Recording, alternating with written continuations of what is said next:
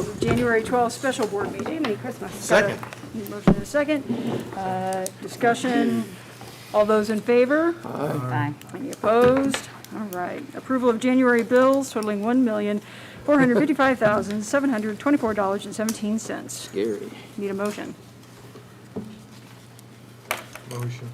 Any second? Second. Any discussion? Well, I might, if I can get to it here real quick. No problem.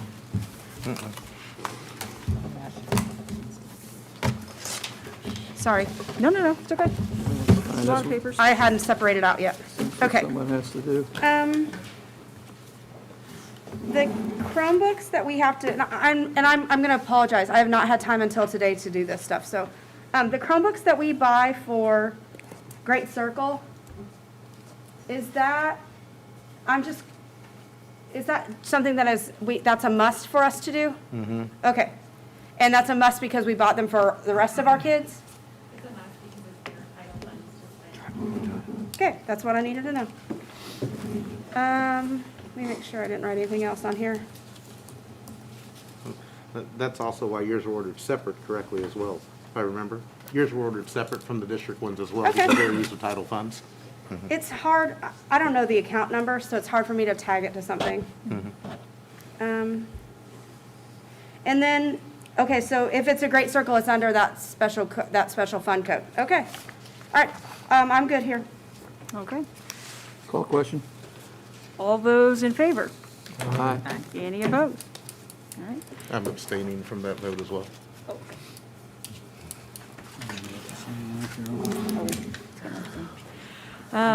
Need approval of the monthly finance reports.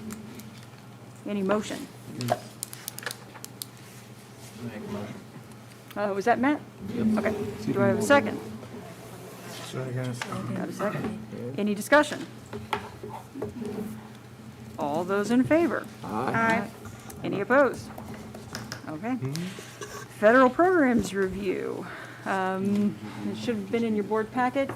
We can have discussion before we have the motion. We have the motion first. Do not care.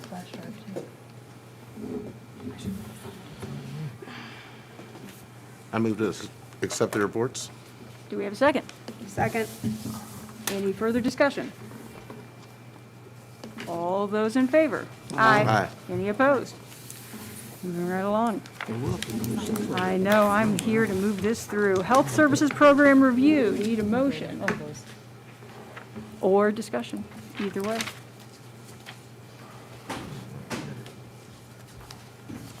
I'm moved to approve. Do we have a second? Second. I think I heard Matt go first. Yeah, Matt. Who's Matt? Any other discussion? All those in favor? Aye. Any opposed? Okey dokey, moving right along. First reading of MSBA policy GBH. This is listed as an action item. Okay. Oh, that's right. I asked that same I question flipped too. that last time, yeah, that's right. Okay. Motion and/or discussion, my friends. First reading. I move to accept the first reading. Got a motion to accept the first reading. So move. Got a second from Harry. Any discussion on this one? I did. Yeah, there's a lot to unpack on this one, so. I did notice that the time of communication it was from 6 a.m. to 10 p.m. I didn't know if that should be acceptable that late at night with staff and students. To a point of This is discussion. first We're reading, so we talking can about come the back first and reading. make changes next time around. And where they're talking about 10 p.m., 6 a.m. Do you think, 9 p.m. is normally when is a cutoff for, other types of communication. Still, students, I don't know what is appropriate. It depends what age, but I'd like to see that moved up to maybe 9 p.m. I think we had, as a district, changed that from MSBA's 10 p.m. to 9 p.m. previously, if I remember correctly. Which section I is thought it was that in? 10. That's on page 4, at the very top, the Oh, first okay. paragraph. Lost it right off my screen. There it goes. Yeah, Varner, I'm with you. I've always thought that 10 was just like a touch late. You know, I don't, I'm gonna keep that comment to myself. Any other thoughts or comments about moving that latest point of contact from 10 o'clock to 9 o'clock? I will just say that I hope that there's a way that our teachers are supported enough that they don't have to still be communicating at 9 PM. I mean, honestly, if it were me, I mean, if this was solely my thing, it would not say 9 o'clock. Because by 9 o'clock at night, they are spent. Yeah. And so I still feel like 9 is too late. Okay. And I took this in- as in direct support of them. communications. What'd you say? I'm sorry, I just took this as conversational communications or direct Yeah. communications, because there is homework that is assigned or sent out like on timers that comes out, like maybe at midnight or things like that, Right. that I've seen as well. So that they're preset to go out on the first, and it just automatically sends straight out at midnight on the first that some teachers have set up You by might have, email. you might have thought that, but that is not written in. And dang, Varner, will you tell me again which page? Page I'm- 4, Page 4, at the Page first 4. paragraph. Oh my gosh, finally, there it is. Okay, staff members may only communicate with students electronically for educational purposes between the hours of 6 and 10 PM. So that would even include those midnight deadlines. Students would need to have already gotten that started first. I know in my household, we're in bed come 9 o'clock. right. So Right. I'm like, I I'm know hearing if that. teachers set up like a Google But some teachers are shop, different, they right? Yeah. set that up and those assignments automatically generate and come out at that time because they're set to be released on those schedules. So that might be something where we have to look at reminding them to change those timers. Is this something that we need input from CTA? As far as like communication to Google Classroom. No, in terms of moving that deadline up, so the cutoff for interacting, having, electronic, If we're talking about like he was talking about like direct communication, like I'm responding to students' emails on that, I don't think there'd be any objection to moving that from 10 to 9. Now, I'm speaking, I have taken a general poll, whatever. language, yeah.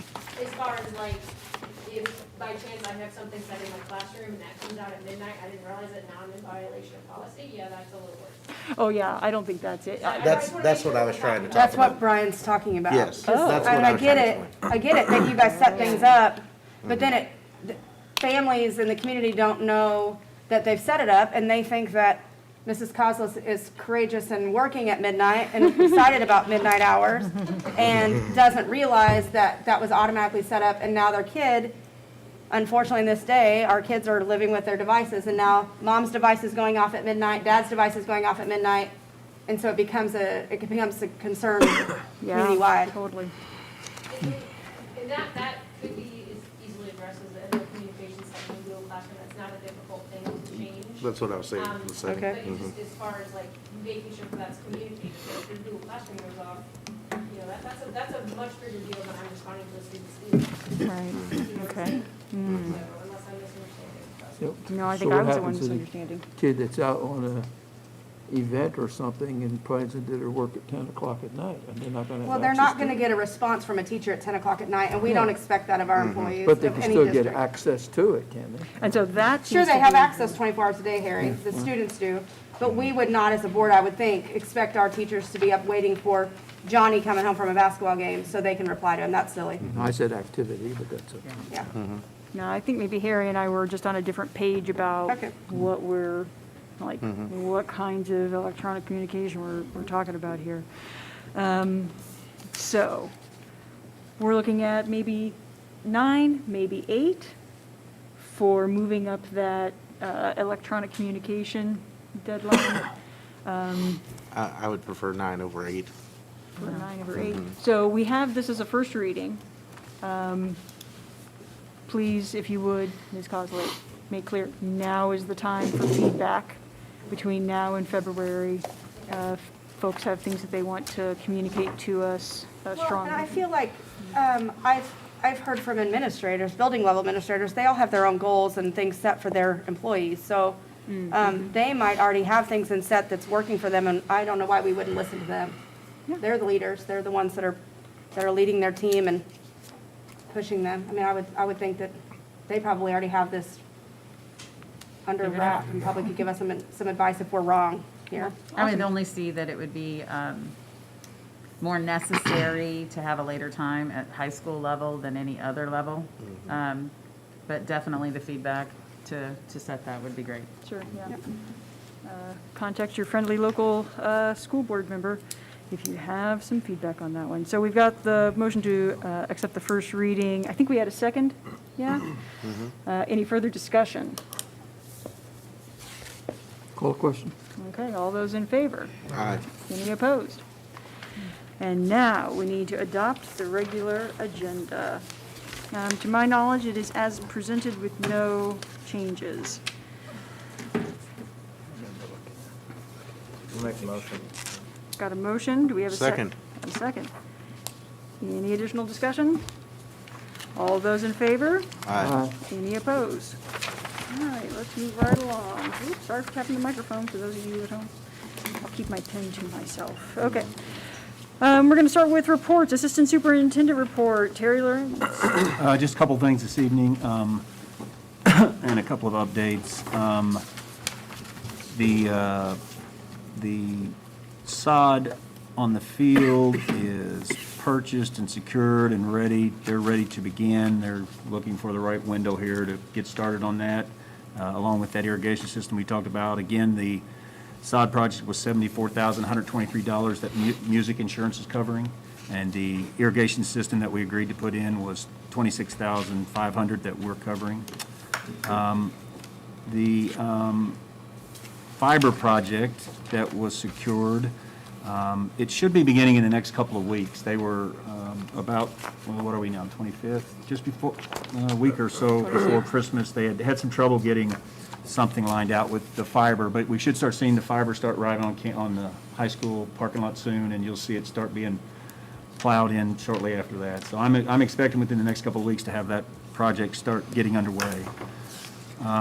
We had, in regard to the track, we had previously bid and secured some bids that came in between $500,000, $550,000, somewhere in that ballpark. I can't remember exactly, but I think we all thought it was out of our budget at that time.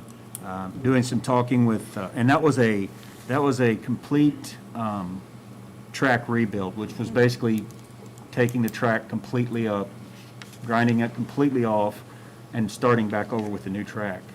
The second option that we discussed, that I sent you out in my packet, the second is a mill and overlay. And so basically, no more than a 2-inch grind on that, basically to try to start to work towards getting the right pitch on the track in that up to 2-inch mill. So you would still leave 2 inches of asphalt underneath that. And that system is called a mill overlay, basically, versus a complete grind and restart.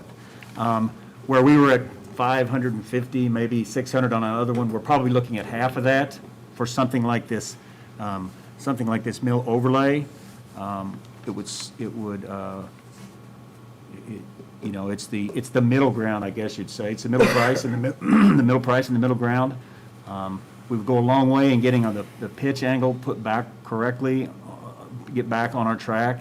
Then there would be basically a 2-inch overlay put back on top of that for our top, and then everything else is the same. The asphalt overlay, the spray on the top, the irrigation, and the curb on the inside. So I would guess to say that a project like that, obviously I would have to rebid it, but I would guess to say that would be in the $250,000 to $300,000 ballpark. I won't know that for sure until I see bids come in, but if you're interested in moving towards that type of a project versus a complete rebuild of the track, I can certainly move forward to get bids on that. And if we get bids and if it's agreeable to you, then it just becomes a matter of working with the track coaches and see what timing works, whether it's probably would probably be a summer project at this point. So. What was the number that we had earmarked for track repairs? $250,000. That's what I thought. Yeah, So we're almost there. Just Yeah. just wanted to make sure that everybody realized Yes, that was money we've that had we've that had set aside for Yep. track repair for the last few $250,000 was years. set aside in our budget. It's been there for. Right. So this is relatively cost neutral if It we would stay be, at $250,000. hopefully, if it would, and I don't think it'll come in over 300. I'm hoping it'll be closer to 250 than 300, but it's still in the ballpark. I talked with Dr. Mayer, and we still would be within our range if it did come in just a little higher than the 250, so. What's our base? Is the base solid enough to handle this? What is the Is the base base? underneath the track? Well, it's that asphalt, and so that's what they're Yeah, gonna. but we gotta have a solid base It's- underneath that asphalt. I think we figured in all of those meetings that we sat in that we had about 7 years left on that, truly. So we do I mean, have- So we would have enough time left on that asphalt. The one company, Dr. T had talked to you last year, and then the one company that I had spoke with this year, they recommended that we bulldoze all of it and start over. This company, who works with a lot of districts like us that are, we're working on a budget, we don't have, the millions flying in, this is how they're doing this to save districts money and save their facilities. I know we've done that a couple times with tennis courts and things, and it's not gonna last near as long if you don't go all the way down to the base, but if we get 7 years out of it. He felt, I asked him that very question about the length of time he could expect, and he's done a number of them, and of course, he's, a salesperson. But he said it'll be around long after him and I are both gone. He gave me the impression that it should make 12 to 15 years without any problem. How long's our track been in there? Been there? I don't know. I don't have that with me, but every bit of 12 years. Well, I see, then the base would have settled pretty good if they did it well the first time, but there's probably crushed rock and it's probly, Well, that track was overlaid in 2012 or 11. Something like that, 11 or 12 right in there. They They just put a painted spray that over on the the top. track. What's the warranty on that overlay? I would have to go, I don't have that piece of paper in front of me. I want to say he said 5 to 7, but he said it'll go every bit of 10, and most people that he's sold to as far as 10 years ago, they aren't even close to ready to do anything to that again.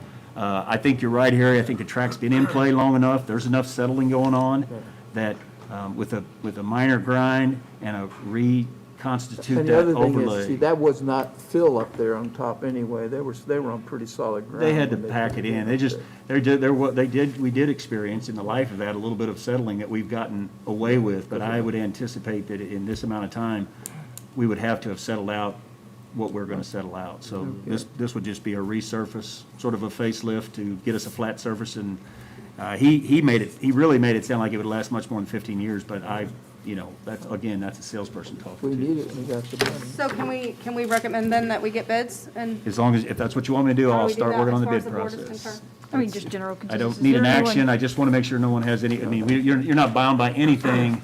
I can, if you're. I think you should pursue that and see what Yes. you come up Okay, with. I will start working on bids. I'll try to have them, we'll see if I get them by February or not. Like, again, it'll be summer before we would do a project like this anyway, so Yeah. we're not that pressed. If I don't get them by February, we'll do them in March. Good. Okay?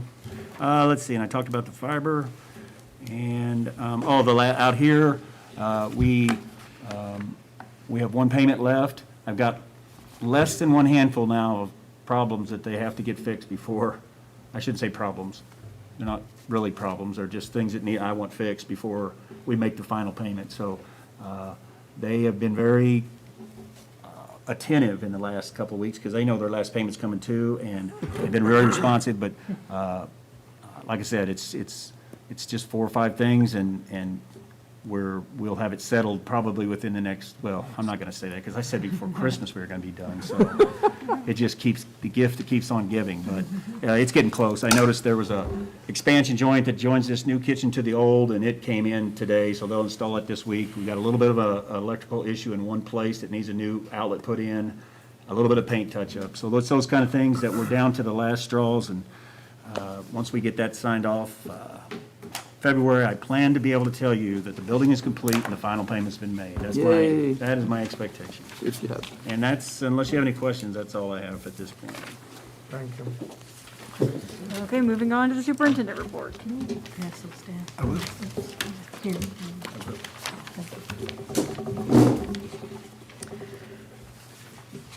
This evening, I have several things to talk to you about. The first, before I realized that we were going to have a discussion led by someone much more eloquent than I, Mr. Jakes.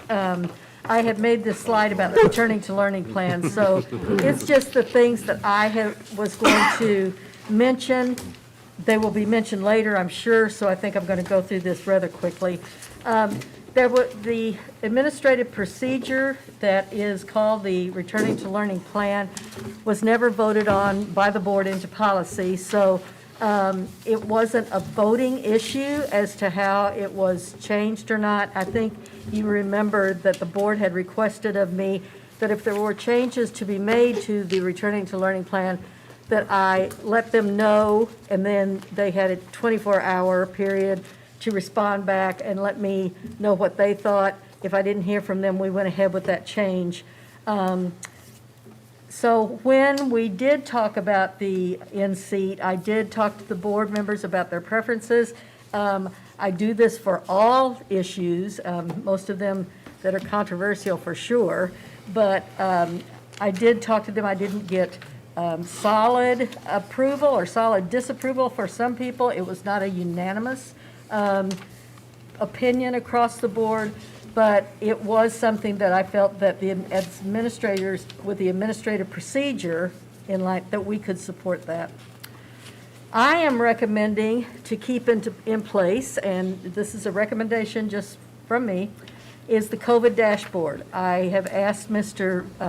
Paprick about that. He is willing to continue on putting it in place. I think it has a lot of information that the community shares and that is beneficial to everyone. I would like to keep decisions for what happens to close or open the buildings with the principals and their staff. Right now in the plan, it does say that if 15% or more students are absent from that building, then that may trigger the principal and the staff to make that decision to go all distance.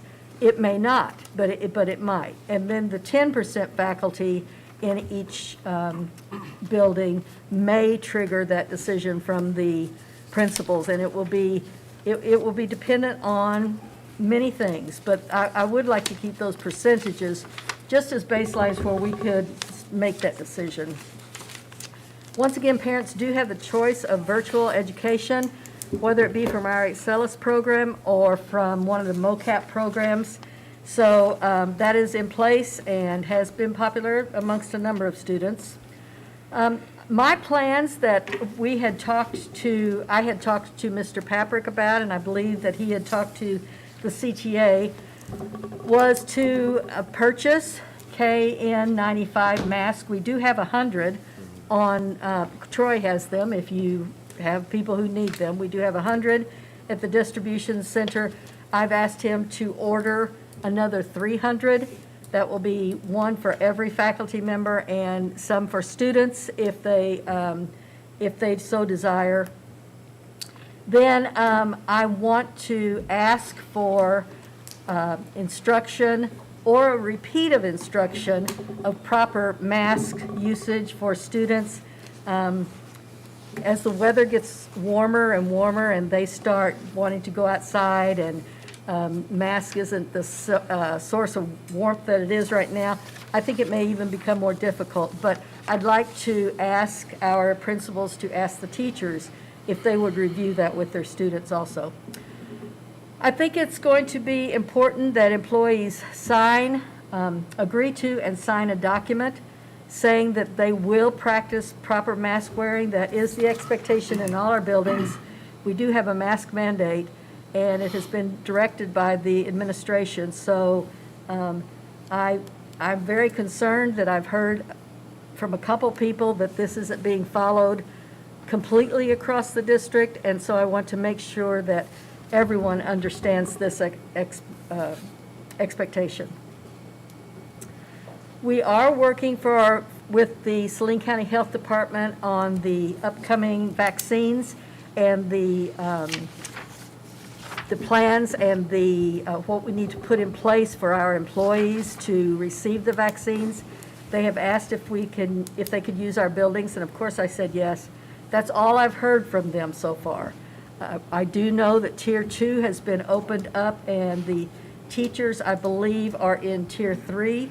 I think that's the way I think it they goes. changed that just today. I think teachers went to Group 1B. Oh, did they? I think Yes, so. that I was, think that that mandate was the came out this release. They went to afternoon, so 1B that'll move today. you guys up on the list. Okay. Yay. So I would look for That would Tara be to be great. getting that All right, too. and as soon as she does, we'll, of course, probably work our vaccines much the way we've done our flu shot vaccines, except in 2 or 3 places rather than just one central place. There are some times in different buildings that are more susceptible to close contact, and social distancing is more difficult. Lunch is one of those.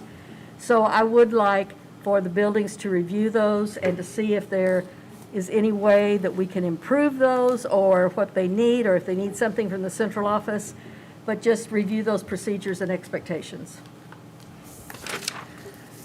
The COVID leave days, this has been a source of confusion, and I take all the credit myself for this confusion, because we had talked about the figure of $41,000 in the budget that we have paid for COVID leave. We have paid that for COVID leave, but that's based on our accounting system and the accounting code. So if you were to look at the actual cost and the actual, whatever those costs come from, the subs or whatever it is, that is a smaller number. So if Mr. Paprick gave me these, if you looked at 104 teacher COVID absences, that's just a number out that he pulled out. It's not a real number, but those would be the ways in which you could look at how much this would cost. Real money, real budget. So it's not that this is going to have the huge dramatic effect on the budget that I kind of led people to believe it would. On our accounting system, it does, but when you're adjusting for the absences and for the days that we give for the COVID leave, then there's not so much an effect. This is because we haven't planned on, or we had planned on substitute teachers before the virus crisis.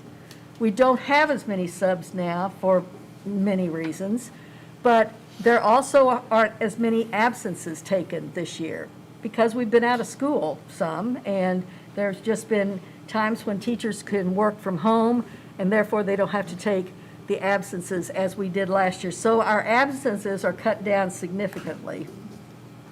Most of these absences were not filled with subs. As I said, well, I wouldn't say most of them. Many of them were not filled by subs. Teachers cover for other teachers often. We have lots of collaboration in our building, lots of cooperations. So when there wasn't a sub available, teachers have been stepping up. We've also not had PD this year. So the PD days where we were hiring substitute teachers are also, that's a moot point also.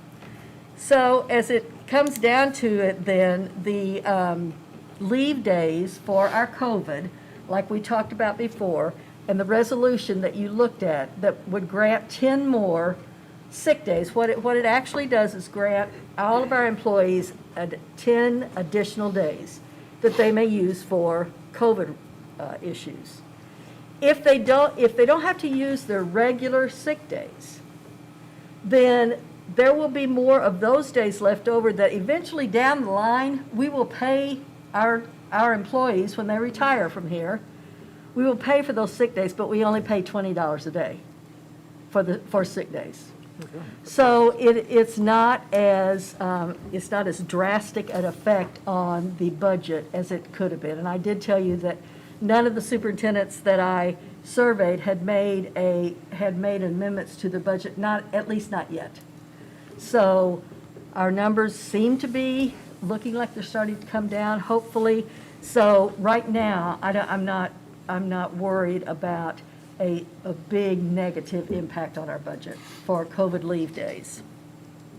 I was asked to run a survey amongst superintendents. I did put this together for you, and here it is for those who are in the audience, and I will send this out on tomorrow over email. I looked at several districts around, and we in Marshall pay, right now we pay $85 a day. That is not really below what I would consider, significantly less than what people are paying around this area. Now, there are some districts that are paying significantly more than that, but there are some districts still who are paying quite a bit less than that. Later on, I believe you're going to entertain the question about raising subpay. I don't really have a recommendation, but I don't think, for $85, I think if you went up to $90 a day, that would be a nice gesture, and it wouldn't break the bank. Slater, I know, did go up this week to $95. So that's up to the board. But as you can see, we are 51 cents above the average of subpay in the area. Along those lines, we do have many Marshall Public Schools teachers who are so devoted to the kids and so devoted to each other that they cover for each other. And they are not at the point right now compensated for that. So I would suggest, and I recommend, that we do go ahead and pay our teachers $15 per hour, and it would be like an extra duty, $15 per hour for the classes that they cover. Now, I have in here that there are 3 times that would not be paid after the 3rd time, but I'm not necessarily, I would not be upset if that was not a consideration, if we just went ahead and started paying teachers the $15 an hour to cover that and to show the appreciation for them covering for each other. That is a little bit above the hourly rate for a substitute right now. But I think in the long run, our teachers do a great job with those kids, and I would feel really good about being able to pay them some. We would have to, of course, look at this. If we're going to continue this on a year-to-year basis, we'll have to look at it every year. I can't say if you decide to go ahead and start paying those teachers for covering for each other, that we're going to be able to do that next year. I don't know that. I would like to be able to start that tradition, but it's too soon and things are too much up in the air for me to be able to say that we can continue to do that. But if you did look on the sheet, there are a number of districts who pay their teachers for covering for each other. So I will ask the board to approve these expenses. I don't have a way to tell you how much that will be. I don't think that it will be, if we have not hired a substitute and teachers are taking the place of the substitute, it's not going to be that much more than what we had originally budgeted anyway. So I think it would be a great gesture of appreciation to pay teachers for that. I would like to see it paid retroactively back to the first of this semester, or the first of the second semester, which would be January the 4th. Do we track that closely enough where we could be able to go back and do that? Yeah, I was gonna say. Yes. Yeah, Okay. Dawn has that. Okay. She has all that information. So Dr. Mayor, I do have a question on that, because in this case, we have other people covering classes besides teachers. You might have a para that's covering a class or That's a true. custodian who covered a class. That's true. Are we agreeing that we pay everyone who's covering a class, or are you just asking for teachers? Right now, I'm just asking for teachers, and the reason for that is because they're giving up their planning time. So I don't think, now, I may be wrong, and if I am, then we can look at it again. But I don't think that would be necessarily the case in a the example of a para. So like But- a para custodian is an hourly employee that's already here for their 8-hour day. Correct. So they're just being reassigned out of their normal job to cover that during that Correct. period. Where a teacher is actually losing benefit of her day by having to cover those hours. If a teacher can't plan and amend and go over that during their planning time, they have to tack that on at the end of the day. Right, they may have to take that home. So I have another question, and my understanding is we're using, I mean, right now, I know that this hasn't always been the case, but we're using at least one sub every day, or multiple. Substitutes? Yeah. I mean, are we covering classes, are we covering for teachers every day? Are we Oh, you using a mean sub? teachers covering for teachers? That, or a Yes. sub, pulling a sub in every day? Yes. I mean, are we at a situation where we need to be hiring an FTE?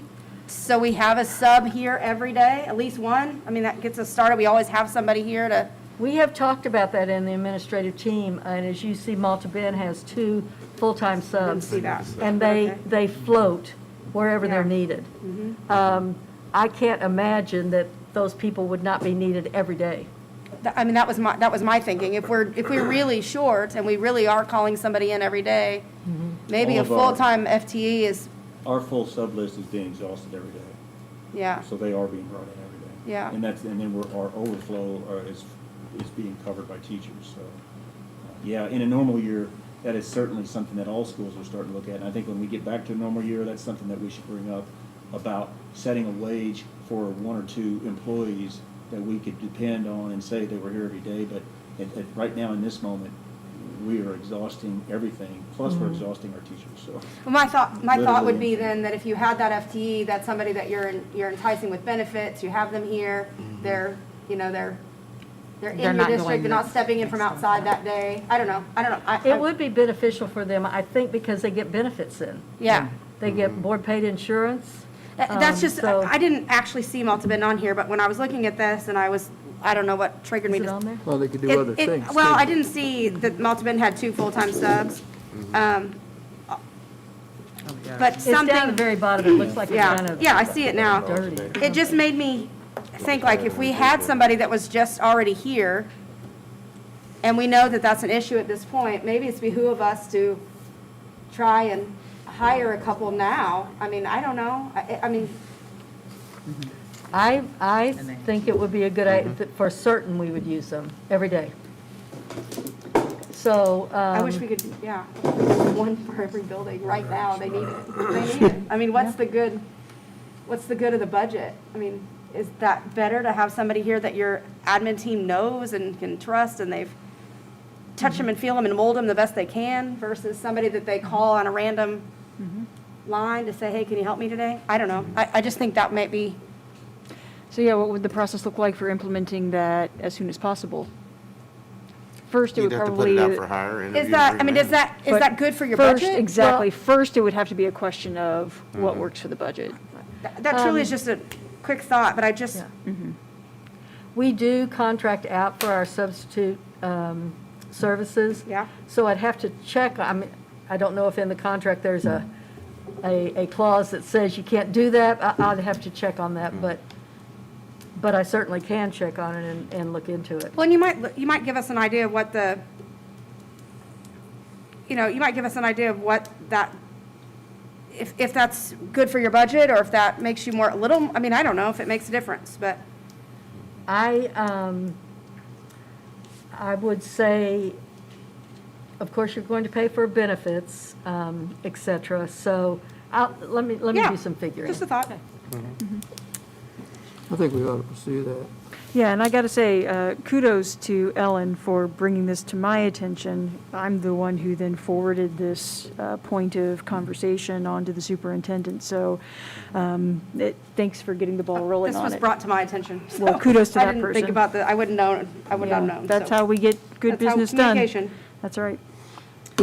Should we go back? to- Okay, so as we move into the amendments for the, I'm sorry, did you No. have a go question? ahead. Okay. As we move into the amendments for this cycle, to start with revenues, we do have tuition that is paid into the district.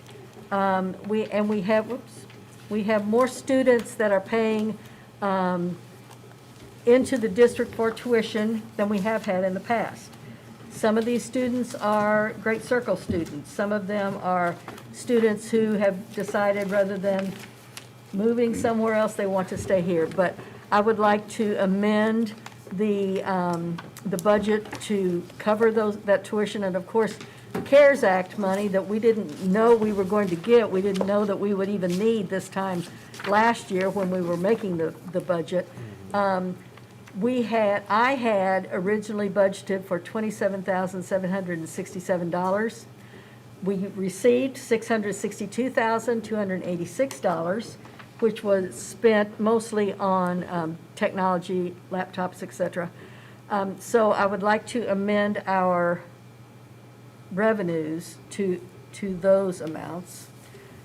Our expenditures then, here we have the CARES money that we did not plan on receiving, but each building received around $87,200 to $500 additional dollars for those laptops and technology hotspots, et cetera, that we bought. Some other student uses with the CARES money, there was about $5,500 spent there. Here in the, besides CARE, we had budgeted for the TLC program in Beaker Middle School, but I would like to now create their own line for they are now Northwest School for TLC textbooks, and that amendment would be $40,000. The tuition for our MOCAPS program, that's Launch, MOVA, all of the ones that our kids learn at a distance, I had budgeted $13,140, and it has turned out that we have students in those programs to the tune of $30,000 for tuition to those districts that sponsor those programs. Our medical supplies and equipment from various lines, there will probably be additional funding for this, but at the time, we did not budget for that. Now, our supplies and equipment from various lines is up to $40,000.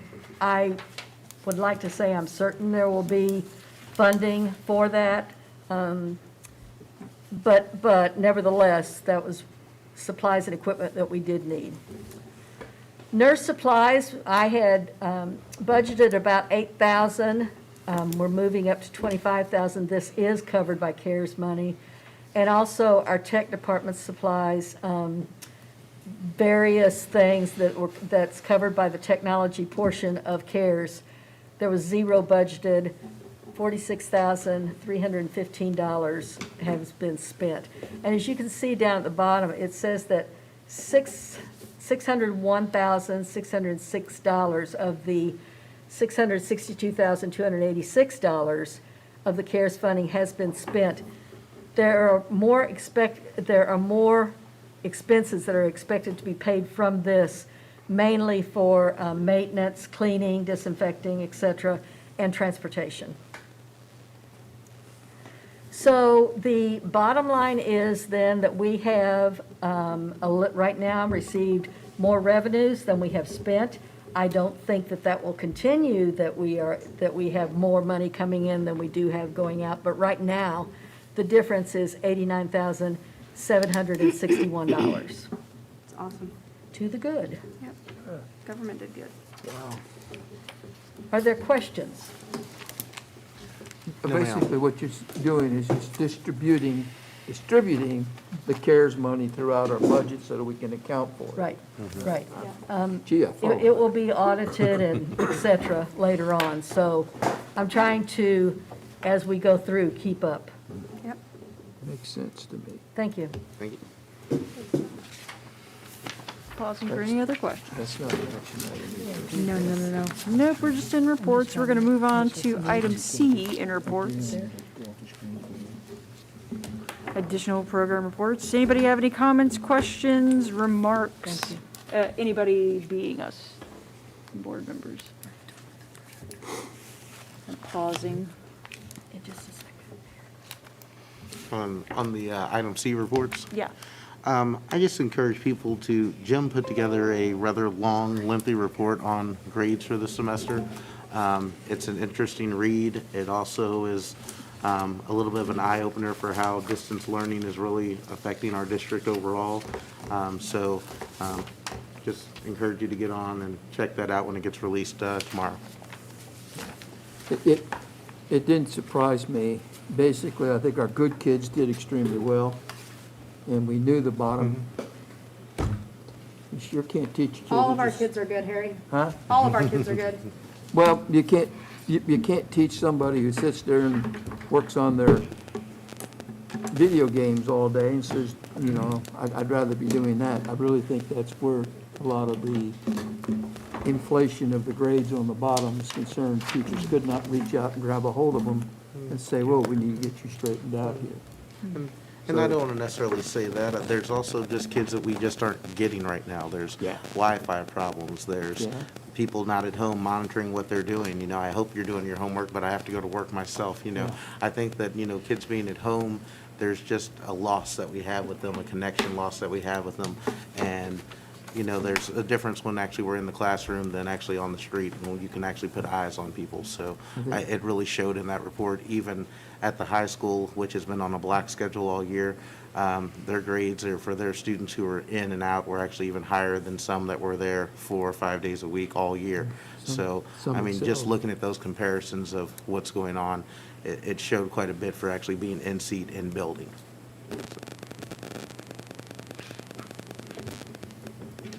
Pausing for more comments and questions.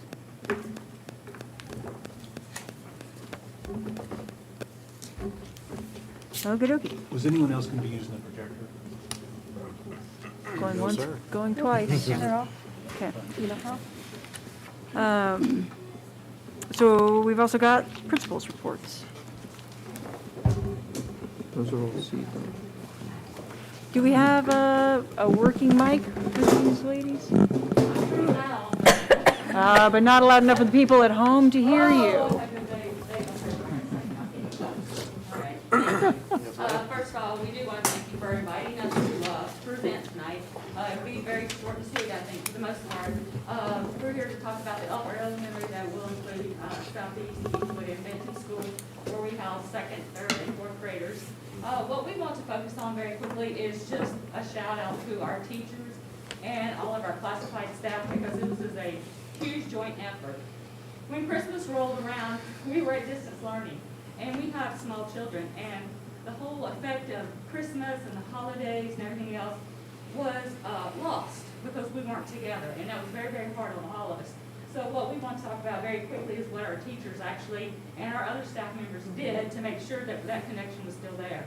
So the part that I want to talk about is that teachers in all of our buildings and our paras and our nurse, their secretary, everybody, they worked and they made sure every single student got something from their teacher. They made baggies, they made ornaments, they made little packets that they could do craft activities, et cetera, et cetera. There's candy in some of it, because heaven forbid we shouldn't feed them. So we did those kinds of things, and a lot of teachers delivered to houses. Oh, is it not even on after all that? One, two. We're not gonna hear it in here anyway, it's just gonna go straight to that. I'm almost done. You guys are lucky. Okay, everybody listening, I'm almost done. You're lucky. Okay, so anyway, they put all those things together, and some of our teachers actually went to the children's homes, so they average about 24, 25 kids in a classroom. So they drove to the homes and put things on porches and waved at them. For the ones that couldn't have that, or they were in quarantine and stuff, we were very careful about that, but we also had people that came and picked things up. So a huge shout out to everyone, all the staff that works at our schools for the things that they did to make sure the kids knew we were still thinking about them at Christmas. Awesome. Okay, and at Southeast, I just want to share with you something we did to promote student attendance during distance learning. When we went distance in November, right before we left, you know, we were trying to think of ways how we could promote it. And I actually came up with a plan, we came up with a plan to provide an incentive, a treasure box incentive, a little tangible item. And so right before the students left, I went around to each classroom, explained, gave each student an attendance chart so they could actually mark off the days that they actually checked in for attendance and give themselves credit. And it's also a tool as a reminder of checking in daily. And the ways that they were able to check in and get credit for their attendance was by attending their teacher's live Google Meet and or answering the academic question that the teacher posed. And the reason we did that was because not every student had access during the school day. So all of the lessons were recorded, and we tried to make something that was attainable for every student and that we could reach them that way. And I will tell you that we saw a huge increase in attendance with the live Google Meets. We were able to issue their tokens on Thursdays when we had packet pickup day, or those were delivered.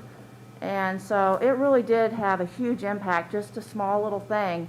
But they responded very well, so I'm very proud of our students, and definitely made a difference. And I know that during the month of December, we weren't there for all the normal celebrations, so we last week celebrated all the hard work from everybody with a frozen day and a frozen treat. So I'm just very proud of all the people that came together to make that happen.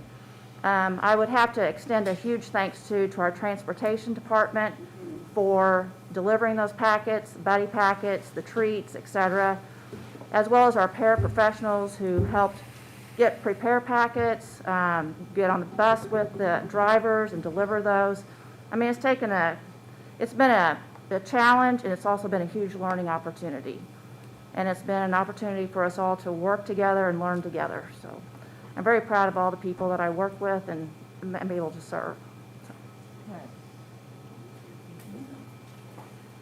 And to piggyback off of what these two ladies have said, also the social work team, they've really come and help us and support us as well, just with student needs and making sure that we were able to connect with kids. So I also want to say thank you to them.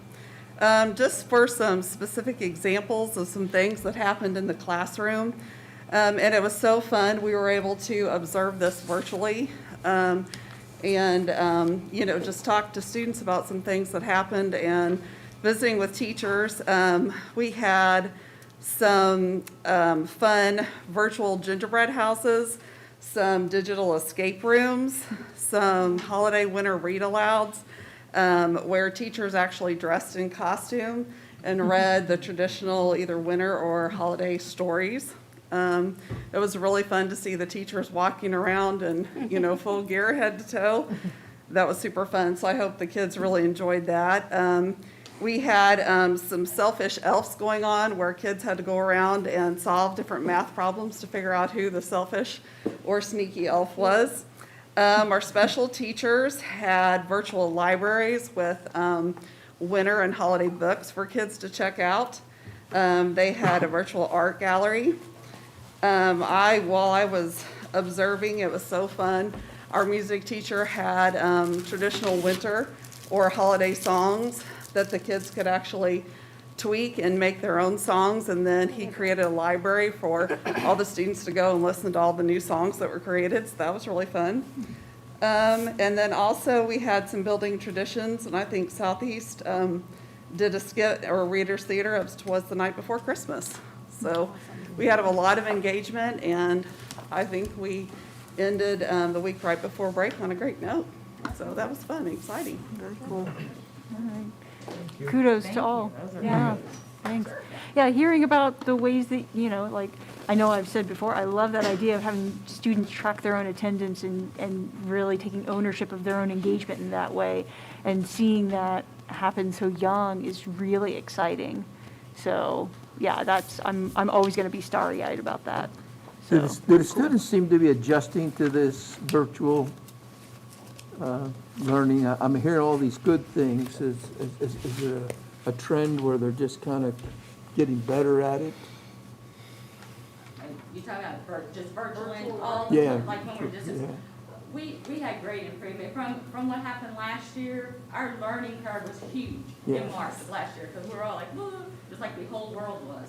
But the learning curve and the amount of PD that we had, the Google training that we had for all the teachers, the amount of time that they spent all working with each other, planning with each other. And then the kids themselves, when we actually have them in seat, when we would know it's time to go again, they would practice. Like you might walk into a classroom and the students would be on the computer with the teacher from another classroom, even though they're sitting in the seat. Yeah. So we do practice while they're there. Yeah. For the time in case we're not. Because, I mean, you gotta practice what's gonna happen. So I think we made huge strides and we have learned, I've been amazed, I don't even know, it's like another language. When the teachers start to talk about all the things they're using, I'm like, oh, have mercy, because it's crazy cool. And so it's exciting. And we had discussions, we've all had discussions about this, how when this is over, please the Lord one day, that we don't lose all of this. Right. Because education has been the same for hundreds of years, and we've all said, okay, we need to change. But there are basic things that need to be there, and we miss some of the basic premises. But we've had discussions about, there are some stuff that we've learned to do that we don't want to lose, because this new generation is a technology-driven generation. We're gonna continue to be, we're not gonna go back. So we need to make sure that as educators, we're moving with them. And this has pushed us to do that in a way that would have never happened. Yeah. To be perfectly honest, it would have never happened this way. So we can look at, that's a very plus side in this. For sure. I am truly amazed at what the teachers are constantly coming up with and what our kids are able to do and how they're able to respond. We just need to keep enabling them too, teachers and the kids. It's been a true learning experience for me as well. I've learned a lot from teachers and students both. Yeah, what does it look like to support teachers at this time? I mean, it can't be easy for all of them. So what does that look like?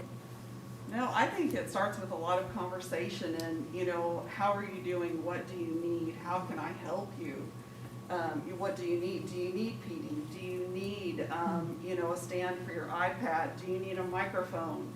It's just, I think we have a lot of conversations with teachers, but it's just about different things, and it's a different type of teaching, a different type of learning. So it's just, I think that's where it starts. I don't know that that's a perfect answer, but. Yeah. Yeah, I think even, when we were distant, we all tried to maintain that consistent routine with our team planning meetings every week. And that was an awesome way for us to check in with our teachers to see what they needed, or have them even share out strategies of things that were working well. Or, it was just, that was our time, and we tried to keep that always in place no matter what our circumstances or our settings look like. So it has been a huge learning curve. Like I said, it's had its challenges, and it's also had huge learning opportunities for, I think, everybody. So, That's great. yeah. Lots of sharing, that's a big thing. Someone who knows how to do something and has, skill set, they help somebody else, or they're, oh, here, let me do it for you. And no one, we don't really use professional learning community verbiage that much anymore, but we are the biggest professional learning community that there is. I mean, because that's all they do is just circle around each other. That's what those meetings are about, circle around. Oh, you did this, oh, what's that? And, I mean, we get things from the CTA, from the PD committee, it just comes from everywhere. Okay. So it's, and there are people that aren't uncomfortable, but it's kind of like, everybody's settled in, it's like, here we are. I mean, you gotta go with the flow, because this is where we're at. The people are there. And if you can't do it, someone else will do it for you, and then you watch them, and you'll be ready for the next time. And I've been very pleased and proud of our staff too, because there was a lot of changes and movement, with our new building and just working with new staff. And I think in each of our buildings, we feel like they have really come together and worked together under the circumstances that we're in. So, Interesting. really All right. good. Well, thank you very much. And I just want to say that I appreciate so much you all giving so much credit to your teachers and your students. You all are so good at that. But also, we all know that for an orchestra to make beautiful music, it needs a great conductor. So our principals deserve thanks and credit also for keeping that orchestra together and playing beautiful music. So thank you to our principals also. Yeah, for sure. Thank you very much. Thank you. And now we're going to move on to old business. A, final approval of the COVID-19 resolution. Should be in your board packets. Did you see anything that needed to be adjusted, folks?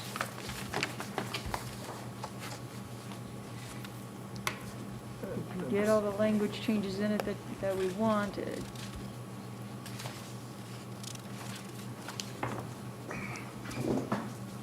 Okay, so I want to make sure that we clarify, just so we're sure that we understood. When we spoke about this the first time, these 10 days were going to only be for people that had signed documentation from their medical professional to receive those 10 days. Okay? At this point, the information, and if I'm wrong, correct me. Okay. At this point, the information that we are receiving is everyone's going to get those 10 days put on. If they don't have a doctor that says that they need to use those 10 days will stay on as sick days that they will eventually be paid for the $20 a day at the end of their contract. Well, the COVID 10 days will not, No. the only That's what way I'm you can asking, use a 'cause that's COVID what- day is for COVID reasons. Right. If you use 6, you don't have 4 that are left over. Okay, but everybody's getting, I mean, I asked that question, Yeah, but and you said they would be in there. They're available for use, if I'm correct. Right. But they're not actually applied to their benefits package. So when will we pay those? Because you told me that you were going to Okay. add those in, and then they would pay Right. out at the end if they, Right. you're talking about their regular accrued I'm time. talking about the regular days that are left that you do not have to use for COVID. right, So Of she's course. talking about regular Of course. sick days that are in their benefits Right. package. I was confused. Those are fine. I was confused by that email that we got. Yes, I 'cause- was confused. And so I've asked twice, so I I want to make understand it, sure, what'd you say? I understand the confusing email. Sure. So I just want to make sure that we have this correct, so there's not any, Yep. any confusion. Agreed. I 100% support this. And while we say that it's not detrimental to the district, if it's as I understand it now, we would have been paying those COVID days forever. But if that's not the case, we're adding 10 days on. At the end of this school year, those COVID days are gone, use them or lose them, right? That's correct. Whatever they had before that they didn't use just continues as if they didn't use anything at all. That's correct. Okay, Good, clear as mud. fine, now I understood. Everyone who has used them, they're gone as of last year of December 31st. And everybody going forward that did not use COVID days has those available until we put in And- here June. But That's you not do exactly count, true. you do count the first semester days. If they use Towards 5 the 10. days, if they use 5 days the Right. first semester, they have 5 days Right. left. Because it's for, those COVID remaining- days are for the entire year. remaining. There'd be 10 days per employee, but maybe somebody only used, like she said, 5 the first semester, so they have 5 left. Or maybe they used 8, they would have 2 left. Right. Whatever it would be 10 days that Right. we still guaranteed for the second semester. But as of, when we came back to school, Well, January. As of anybody was left, sorry. January 4th. I lost my train of thought, thanks, Brian. So Short time. everyone going from January 4th, they have those days. I really did lose my train of thought, thanks, go But ahead. they You're can right, go you're back saying and it. count, yeah, you can go back and count the ones you used first semester. So But, 10 okay, days I is the remember now. max, whether But they've used everyone 5 or has to 5. have they have to have documentation for COVID reasons in order to use them. They just cannot state, I have symptoms, I'm home. Right. They have to have documentation in order to get the credit to be paid for COVID days. But since we didn't tell them that the first semester, we put that in place January 4th. That's what I want to make sure we're very Yes. clear on. So is Okay. there a document that we're using for that? Yes. And But you that's mean excessive? A document for the medical professional to fill out? The medical professional has to send like a prescription. Letter. That has to be stapled onto the form that they turn into the office. What's the form? There, The we form for have a- COVID days, is that what you're talking about, the form for COVID day use? we have a form from the central office for COVID, Right. to request COVID days. Okay. Right, they're basically putting a sick Employees- note onto the request. Employees staple the doctor's document, or the health department's document. They could have a screenshot of their positive test or something like that. Correct. Something that is legit, that actually shows that this is a COVID reason. And if they didn't have to go to the doctor, but they're quarantined, they can get that from the health Yes. department. Yep, I'm with you. Yep. So at the school, if you're in a classroom and that classroom, someone's in there is positive, they already used your 10 days, but the school send them home, did we pay them? Their Or they leave, get to their use sick, their their sick sick, days. their sick time. So what if it happens over and over and over and over? Well, There'll be no pay. we have one kindergarten class that today went on their third quarantine.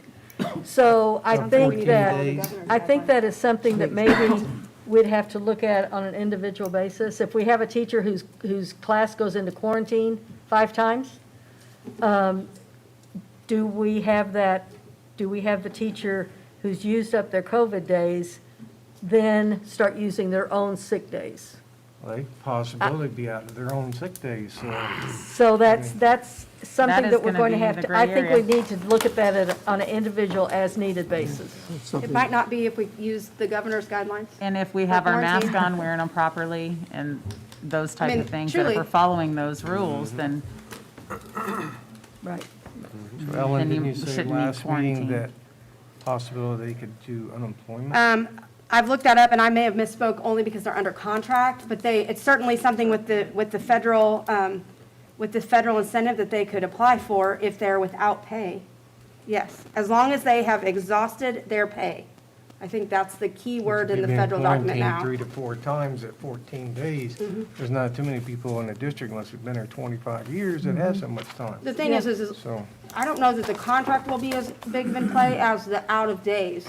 I think if they try to get unemployment, but they still have paid leave available, then I think they'll be denied. But if they have exhausted everything and truly they have no pay, even though they're on a contract, I do believe that they can try to get that. But I don't work for them, but that's just the experience I've had. Did we have any idea on the budget ceiling? Did you, They didn't do that. Yeah, we're not going to put one They in. didn't put one in. okay, so do we need to take number 9 off of that then? Do we need to just remove that completely? If it's, I don't have that in front of me, Matt. The Board of Education will set and communicate a budgetary ceiling that will govern the amount of COVID leave pay, et cetera, et cetera. Yes, Right. yes, Matt. Then need we to can take strike that out. completely from, Yes, good catch. And we're striking that because we believe that we're not going to get to that point. Correct. And because we've also got the fail-safe in in section 13 for good faith. In other words, we could terminate it if it looks like we're headed over a cliff. And I think that, Or, excuse me, 15, well, 13 is good faith, I mean, there's that, but 15 is the amendment or termination. Okay. since we're asking our employees to sign a pledge that they will use proper mask protocol, I would think that that would help.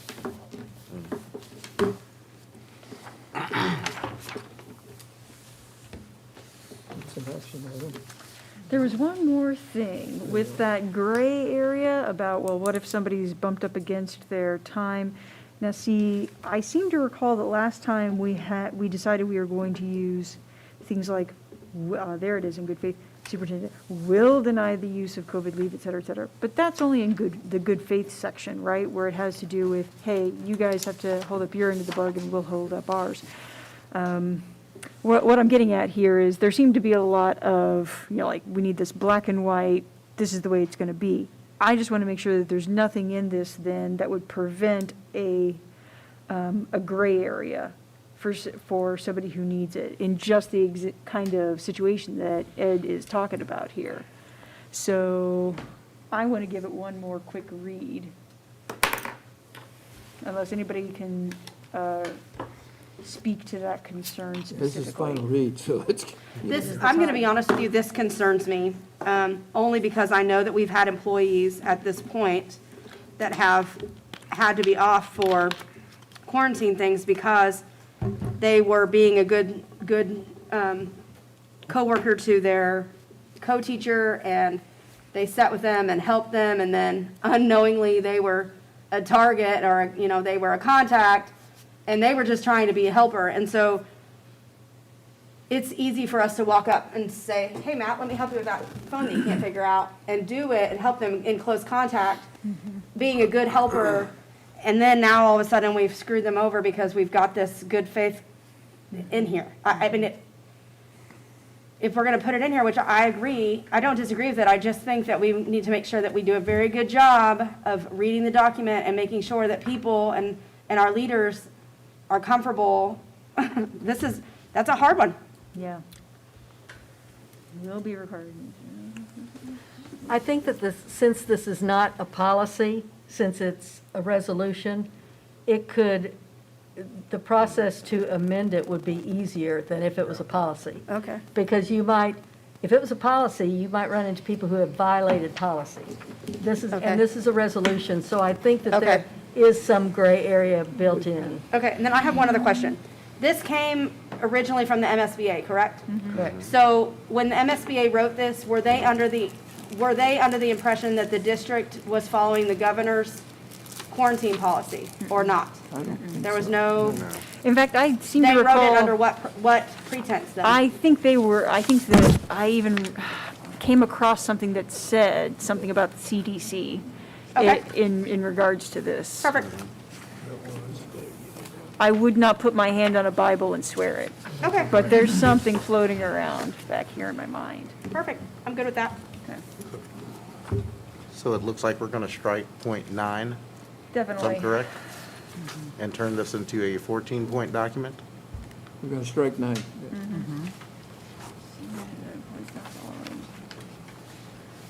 The only thing I do not like is the fact that if somebody is quarantined by the school, that could affect their pay based beyond their control. That's the only thing I don't like. I wish there was a way that if we were wearing our masks, that we didn't quarantine for those reasons, if they were wearing them properly and doing the right things, that Something maybe, beyond their control and. they're gonna yeah, get punished. so this is really hard. It's the masks and the social distancing. Yeah. Which is just so tough within the buildings. Yeah, I can't really hear what she's yeah, so that's where the gray area is going to have to be very important. The moment that this pushes up against an employee's pay in that way, we really need to revisit this, or we need to know that that our employees aren't being put in a really tough situation. I guess we're going to be leaning on leadership. Here's the other aspect, is if we approve it, they're getting the 10 days. If we don't approve it, they're not. So they're losing if we don't approve it. Exactly. Right. So no matter how people look at it, it's either You're we're committed. doing something to help you Trying. in the event that Trying. something does, but we can't do anything. It's beyond our control for any other reasons. Okay, so do we have a motion to approve final approval? I Yeah, was making a motion to approve it without point 9 and to make it a 14-point document as it was written and presented. yeah. Do we have a second? Second. Although, Wait. discussion. As written with our changes. With Yeah. with the changes as were Yeah, presented, yes, sir. yeah, striking point 9. And we messed up 7, too. We did? Yeah, Wait a we changed second. 7. Oh, opened up for discussion. We missed what, Eric? We 7. changed a lot of things in 7, too, did we not? Employees have the option of using other accumulated paid leave prior to using COVID leave, but must notify the district in writing if that is their choice. I got all kinds of things circled. I thought we changed that. Oh, that was the old version. Yeah. Yeah, no, okay. you're caught up to us now. Vote yes. Okay, any further Call discussion? for the question. Okay, all those in favor? Aye. Aye. Any opposed? Thank you. Okay, we're going to move on to the Director of Curriculum and Instruction position. There's going to be some discussion here. I wanted to give a brief summary of the curriculum and instruction survey that we collaborated with CTA on. Sorry, I thought I heard something. Do I need to pause? No. I'm hearing things? Okay, great. Okay, so I want to extend my thanks to CTA for helping us to conduct this survey. Matt Smith and I were the board point people on it, and he did a great job getting the ball finally rolling and putting this document, putting some information together. So I sent around to the board members some of the data. I hope you had a chance to glance at it. It was just earlier today, so that document remains in your, at your disposal. Overall, I took away a few key themes from the comments, and I'll summarize them briefly. If anybody saw anything else, please let me know. Was this questionnaire mandatory? No. So the person who's writing a questionnaire shouldn't be mandatory. Guess what? Your wishes are command, because this one was not mandatory. Not just one time, it was 4 or 5 times. I read the whole thing. It was. And I like kept it, like, repeating props to the joke, but there's 2 ends in questionnaire. Okay, so I'm looking through it, got my themes written down here.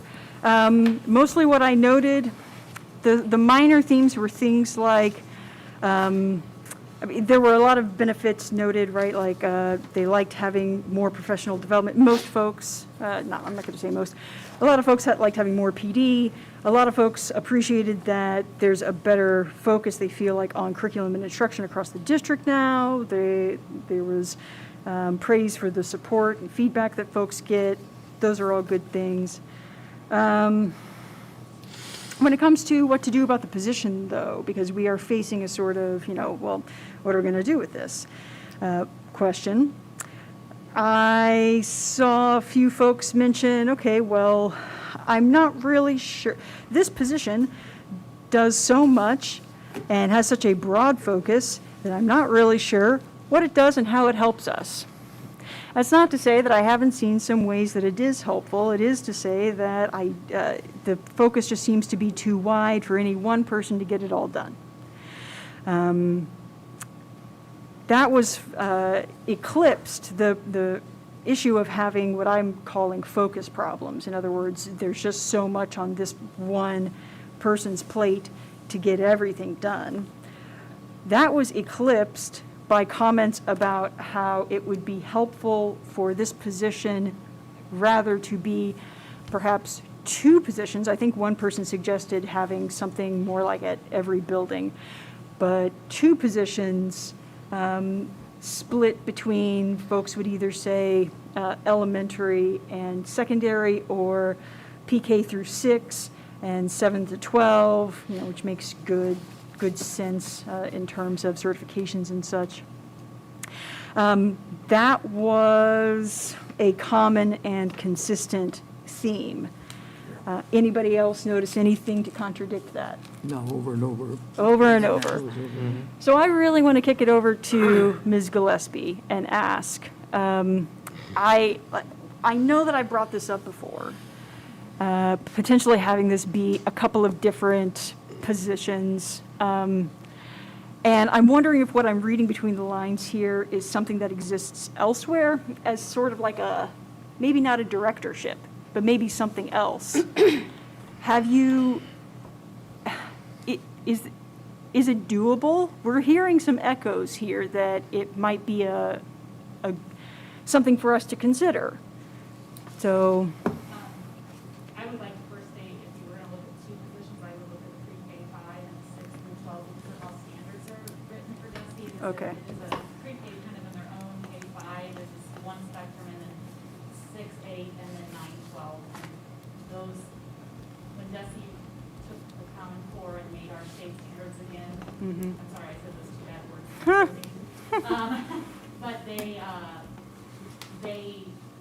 kind of follow the same way the Common Core was written, and so it's very, that's kind of the fluid way.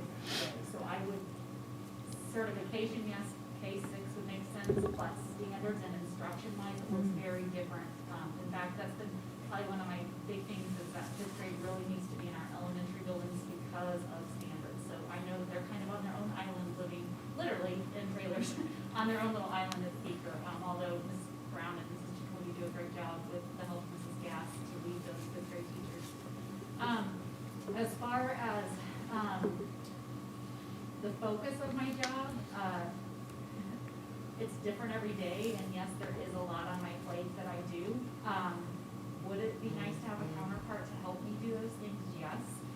course, wouldn't we all like somebody else in our back pocket or next to us to help us do those things? I have seen, districts this size, I've been asked a lot, would it help if we had a literacy leader or somebody who was over literacy and social studies, because those tend to go together in math and science, you could look at doing it that way. Again, you have that broader spectrum, that's a lot of folks over a lot of people. So if you were looking at putting 2 people in this role, I would suggest by grade levels aligned with standards. I have seen some districts also where it is not a director's position, it is a coordinator of curriculum and instruction, although I think I would go with the teaching and learning terms, and that they are working very closely with the instructional team, which in this district would be the instructional coaches, and very involved, more involved than I at times can be with what PD is looking like, and the involvement of, I'm as involved as I could be when we were writing curriculum, but it was hard to be in 9 buildings in a 12:30 out day. So I had to really find my focus and say, okay, this is where I feel like we need help, or hey, holler at me through Google, I can do whatever I can. I have seen that coordinator position where they're not as tied to a director role. There are some things with my focus that I really believe need to still be there, that those people need to still be over test coordination. That is a huge job. And I really believe that by understanding those tests, that helps curriculum and instruction, and who gives what, and who takes what, and what's on those tests, and what do practice tests look like, all of those things. Obviously, the professional development piece would still very much need to be involved, as well as overseeing revisions of curriculum. But I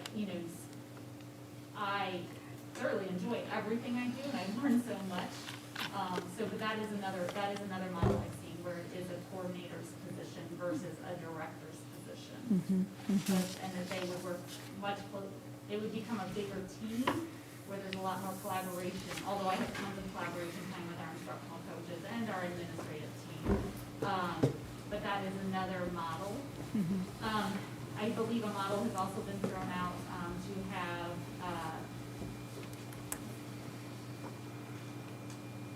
also instructional coaches that are by content, and we're too small but too big to do that in Marshall, if that makes sense to you. A lot of times, there's some PD that our instructional coach team did a few years ago.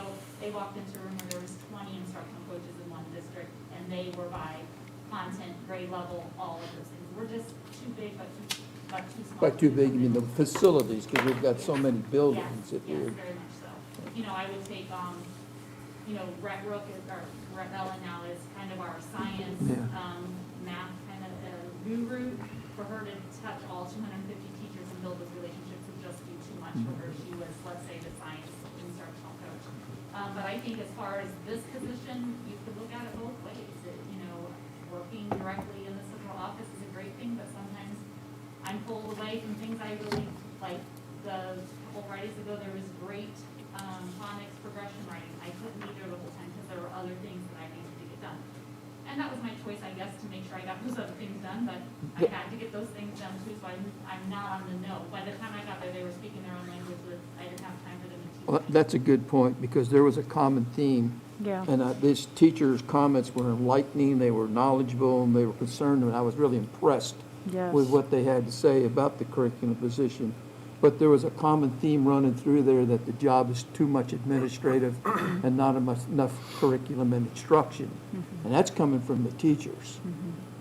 They said they want to see instruction and working with that, and that there was too many administrative duties.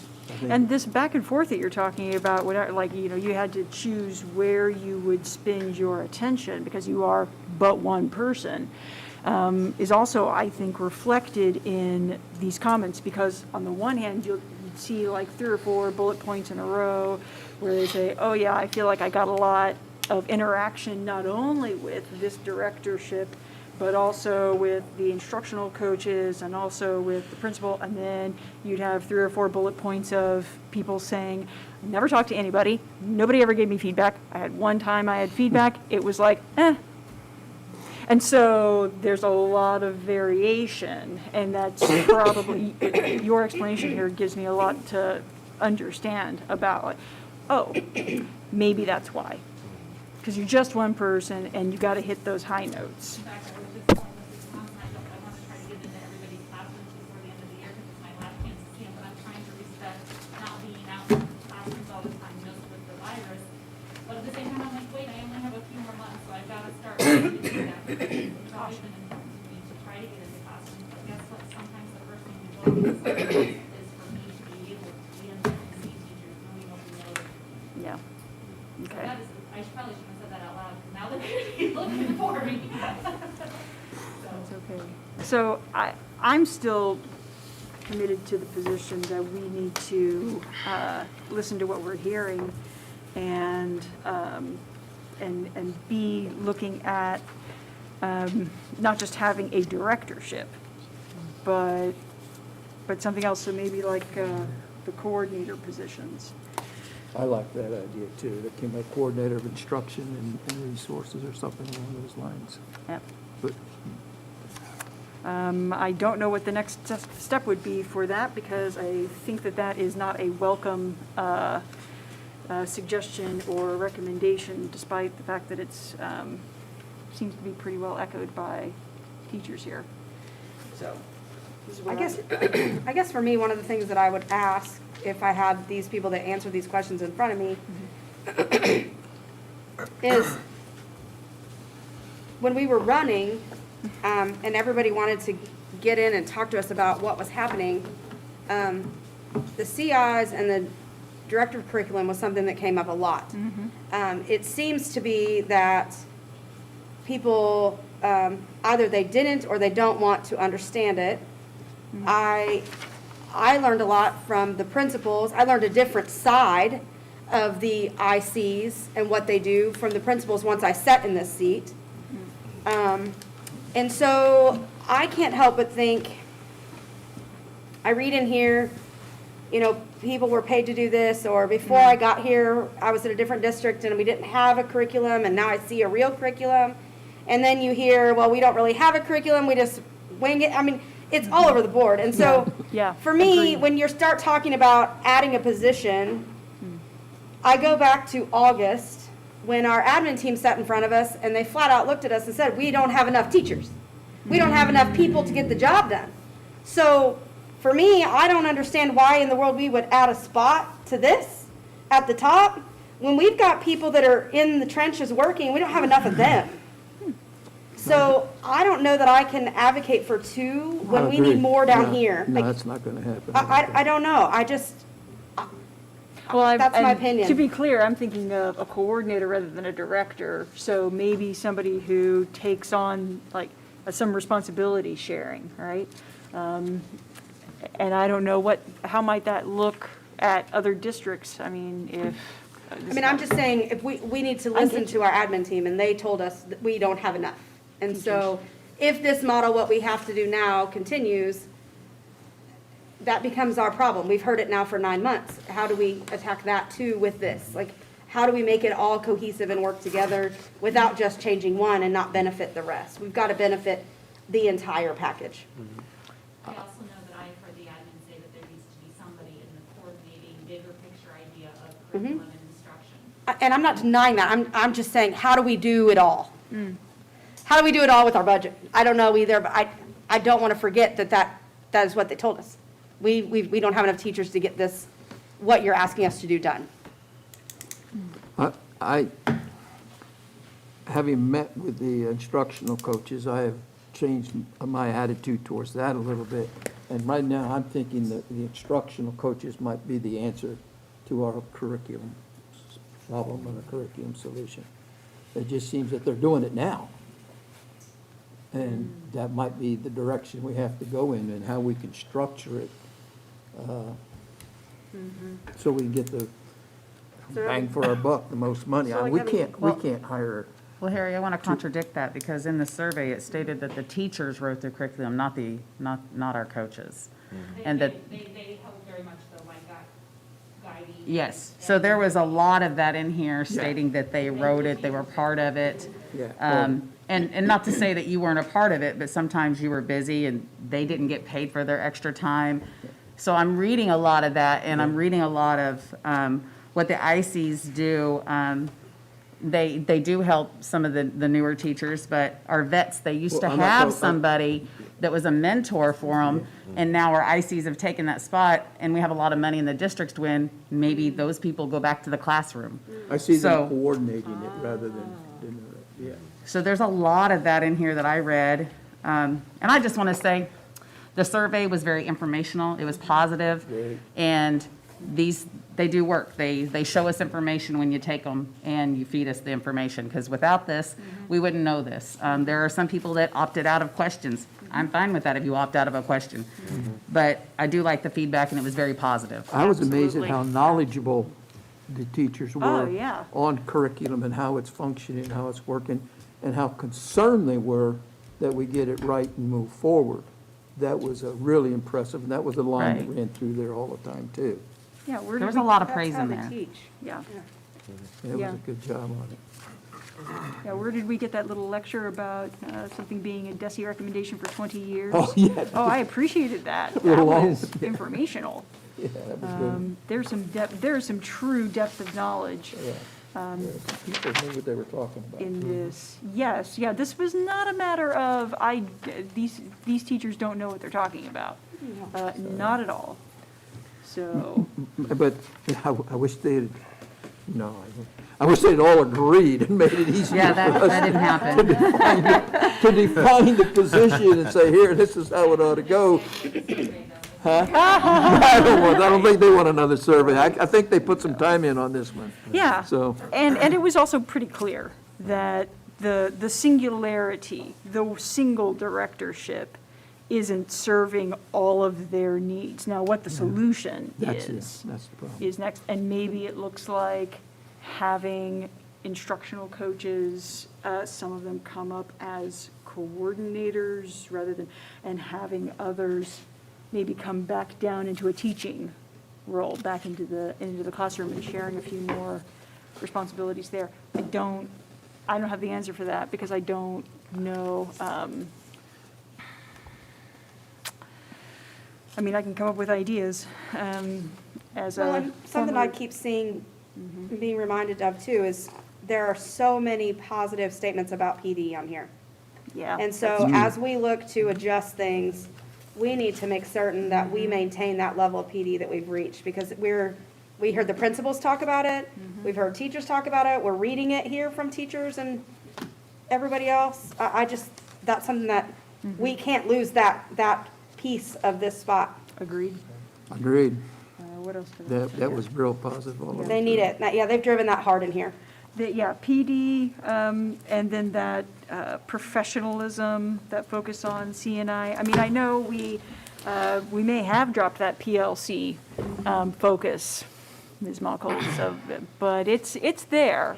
People, your faculty take great pride in that, and if, I would love to hear a little bit more about what a professional learning community in a formal sense looks like, but that's a conversation for another day.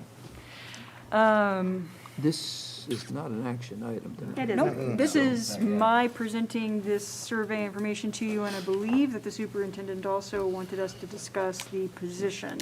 In fact, as I recall, Mr. Jakes, didn't you, that was a point of question. It's just coming back to my mind now. You had said, hey, did you want, Mr. Jakes had said, hey, do you want to send that around to us, that old? Because we haven't seen it yet. So you guys got it, yeah? Right, yes. Yeah, okay. Yeah, because I want to make did sure not we come up with a receive plan the of position. survey, Yes. or, I don't know anything about what you all are talking about. Yep, we just got it. I They just got it today. haven't Came out seen it or today, received didn't it. Yep. Today we got it. Yeah, I was gonna say, I Okay. just got Got it it at today, like and it was 4 about Okay. 18 to 20 pages, I Well, believe. this 18 afternoon, pages. it was, So- It's long. and it's about an hour's Yeah, reading. this is so- just the beginning. You would not have had time, but it's wonderful. I didn't even know. And my these were comment free. was that we need to find a path to go on so that we post, so that we aren't bottom of the barrel looking. And my You know, at position this- would be that we need to get a Define the- model that's going to work for our Right. We need to district. define the And as position somebody first. said in the survey, folks would be lining up around the block to have positions like this, because it's a fantastic opportunity that doesn't necessarily get presented at just any other school district. Right, but I'm just So- saying, I just want to get us in a forward direction with it. I Now, agree. that I would agree with. I'd agree, but I don't know the direction to go in, Brian. I honestly don't. And I've been yeah, been it's- thing on this for a couple of months now, since we started talking about it.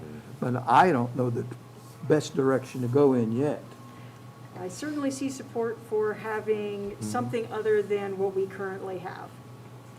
Something that is different in kind. Not because it's bad, not because what we have is just the worst, and certainly not a reflection on you in any way. Lots of praise for you in that document. So, but it sure would be nice to get some unity in terms of seeing a path forward. I just don't know that we're going to get there. Dr. Mara, what do you think the next step should be? Well, she hasn't even read the document, so I don't think that's a fair question. No, that's perhaps the next Yeah, step. I mean, I think she needs to have time to study what they've said and evaluate what the teachers are saying, and make sure that she has a chance to talk to our admin team about what their teachers were willing to say behind a closed door. And, I mean, I tend to lean with Brian as far as getting things posted. Job descriptions and things like that can change, but if we are looking for the cream of the crop, they're looking now. They're not going to be looking in 2 months. They're looking now. They want to know what's next now. Whether we like it or not, that's what I've learned since sitting here in June, for sure. So, The only problem with that is we won't have a salary, we don't have, and no, you without might not, knowing you that- might not push, you don't have to push, come for an interview, but you have you have a pool. You have a pool to play with and see what you've got sitting in front of you. I think that what you had said, kind of giving Dr. Mayer a chance to look over the information, maybe putting something back, getting some counter ideas together of what we may want to propose, and then getting something together in the next couple of weeks so that we can kind of like to talk see this that. position out and get somewhere with it, I think is where we need to go. I do in think my we need to opinion. push it quickly. Yeah, for That's sure. fine. I Can would we want acknowledge? to, I would want to look over this survey language one more time before I hand it off, because to my understanding, the people who filled this out thought that it was going just to the board. So I just want to make sure that there's nothing in there that folks might regret our sending on. I don't think there is, but I wouldn't be able to sleep at night knowing that I had just forwarded it on to an audience that the survey participants did not anticipate it's being sent to. I would So- also like to get the questions themselves. The questions themselves? Oh, Yeah. no, I included that. They're Oh, on they're there. on there? Yeah, Did they're I on just there. miss those? Yeah. They're in bold. They're in the pop bold off. type, Brian. Hold your glasses out next time you read it, and then it'll all look different. Oh, the question four at the top. Okay. I did read over those. I just skipped over those. Yeah, you're Well, right. that's good. There you go. You looked at that document. Well, says one way here's or an hour's another, worth one of way or reading. another, Right, we need to somehow, I mean, if there are things in here that you think would I be didn't read the questions, actually. I just read the responses. Yep. The people- identifiable, and you're not comfortable with that, pull those, and we need to somehow get the Maybe we answers. just put a quick draft together of some of the information and present it, Yeah, something. I just don't think it's fair for her to make I think that's just adding her, agree. asking her to collide with what's I going on. agree, I agree. Just asking what the next step should be. Not even a suggestion, please. I would just like, if you, there's always benefit for bringing people from the outside. Given perspective, which I've had this role for 7 years, so perspective might be remarkable, I don't know that. But there is something to say to, whether it's into the role that it looks like currently or a different model, there is something to say from coming from within, because there has been so much growth, of which you see is so positive, I'm guessing from the survey from teachers, to have somebody come, if it's rolling, then it's rolling right, and the majority of teachers or those that did the survey are saying, here's what was positive for PD, we have a curriculum, we understand standards, all of those things, having somebody from within that is not trying to figure it out also might be a benefit, which might change that pool of applicants that we're concerned that we would be, not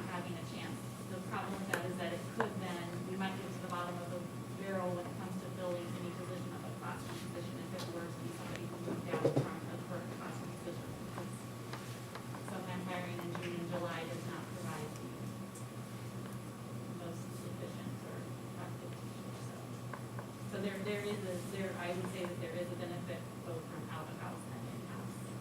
And it would just really be what Dr. Mayer, along with the board, sees the easiest way to make sure our teachers keep getting what they feel like they're getting. That's a good point. Any other discussion along these lines? Let's keep it moving. R2L changes. This one, I think, gets over to Mr. Jakes. Okay.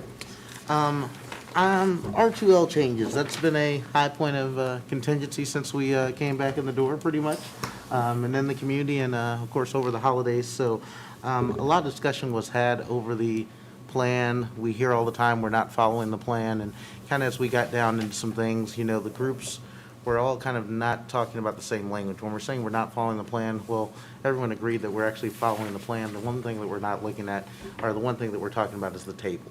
So I kind of drafted something to kind of explain this. This is not about the board. This is not me speaking for everybody up here. These are just generic thoughts on how we kind of got there and kind of to explain that out to everyone. So as I said, it's been requested an explanation for not following the R2L plan be given so everyone understands the rationale behind these pivotal decisions. This was requested by a few from inside and outside the district. Mike, Brian, get into your mics so people. Am I not loud enough for the people at I home? just don't know that they're getting up. Sometimes I look at After these speaking with things, I many of the have no idea what stakeholders, to say. questioning the only part of the plan that was not being followed of the entire document was actually the table citing the numbers to move between phases. Remember, Jim and Travis just proposed this calculation in December, and it was given the mitigation strategies and phase numbers were given with a notation that they could be adjusted to suit our district more, but this was a starting place. By the time of return to in-seat instruction on 1/4, and in the first week, community spread was higher due to holiday travel interactions based on a curve upward, and school had not been in seat very long at all. By checking with the health department, there was communication that we should not abandon in-seat learning just yet and let the rise subside from the increased exposure that citizens in the community had showed with positive test results, not in relation to school attendance.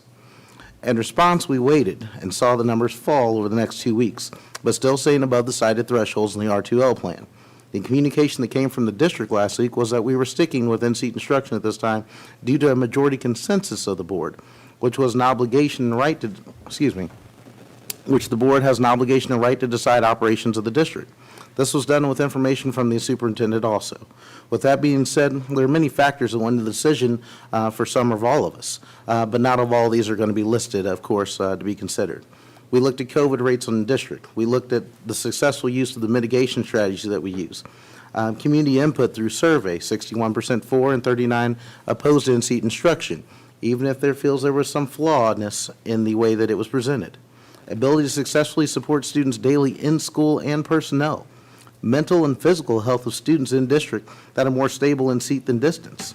Grades of distance learners mean significantly lower overall than that of in-seat learners, which means we're not being totally successful with distance learners for a variety of reasons. As I spoke earlier, ability to learn remotely, having access to all the needed technology and Wi-Fi, consistency of instructional delivery, students logging on daily and completing work, educational equity, and it goes on and on. Communication with the R2L committee about changing the thresholds.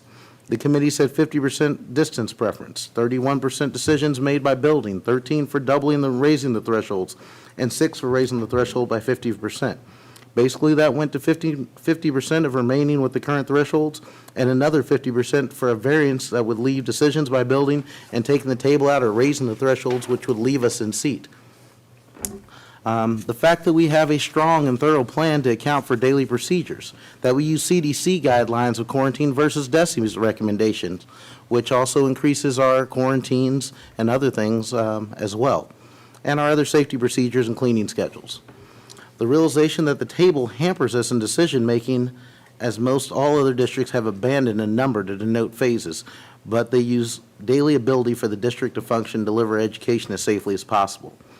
This issue is complex and does not just boil down to one number, sadly, as it would be so simple.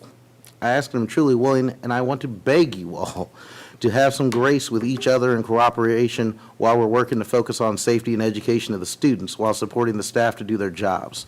I further would like to ask you as a community, this has been echoed numerous times, wear a mask while out in the community to slow community transmission and better control our community COVID numbers that have a direct effect on the feelings for in-seat attendance. I also met with CTA yesterday And Dr. Mayer talked about 5 requests that were on there. These requests came from CTA, from Ms. Koslet, when I met with her, Ms. Carney, and Mr. Paprick yesterday, to purchase the KN95 masks for employees. I'm actually going to ask that we actually even order more masks and have more on hand. I didn't realize our supplies were low. I don't believe 300 will probably get us there because of the amount of people we have in district and their disposability. So I'm going to ask that we actually get more of those. CTA asked us to repeat proper mask usage. We talked about it yesterday. People are not wearing masks correctly. I'm not wearing one at all right now to make sure everyone can hear me for a few minutes, so please bear with me. But making sure that students and teachers know the proper way to wear them. CTA suggested that employees sign a document ensuring the Board of Education they will practice proper mask wearing. This was not something that was dictated by the district, and when Dr. Mayer went over that before, this was their suggestion. So I don't want everyone to feel like we're putting this on top of you. This is something that they said, hey, we need, as a community, need to band together on this. We need to work with, to facilitate our vaccinations with the health department. And as Ellen pointed out earlier, and as Dr. Mayer emailed us, teachers did hit today with being into the tier to be asked. So we need to make sure that we're getting those vaccinations, those clinics set up, and get people through as fast as possible. And to review our lunch procedures by building. These are just a few of the things. I think I listed 9 things that we thought about as a board. Matt had said there were a couple other things that he had thought about. But that's how we came at the decisions, or that's how we came to look at the realization of the data and how we came to kind of come to trying to remain in seat at this time. So I just wanted to say that and kind of give that as a great overview or a brief overview of where we're going.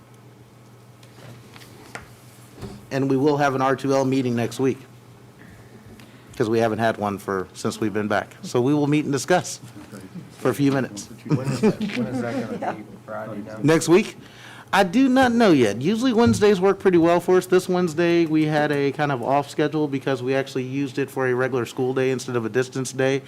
So I didn't want to push that upon people because we already had enough work coming back the first couple of weeks.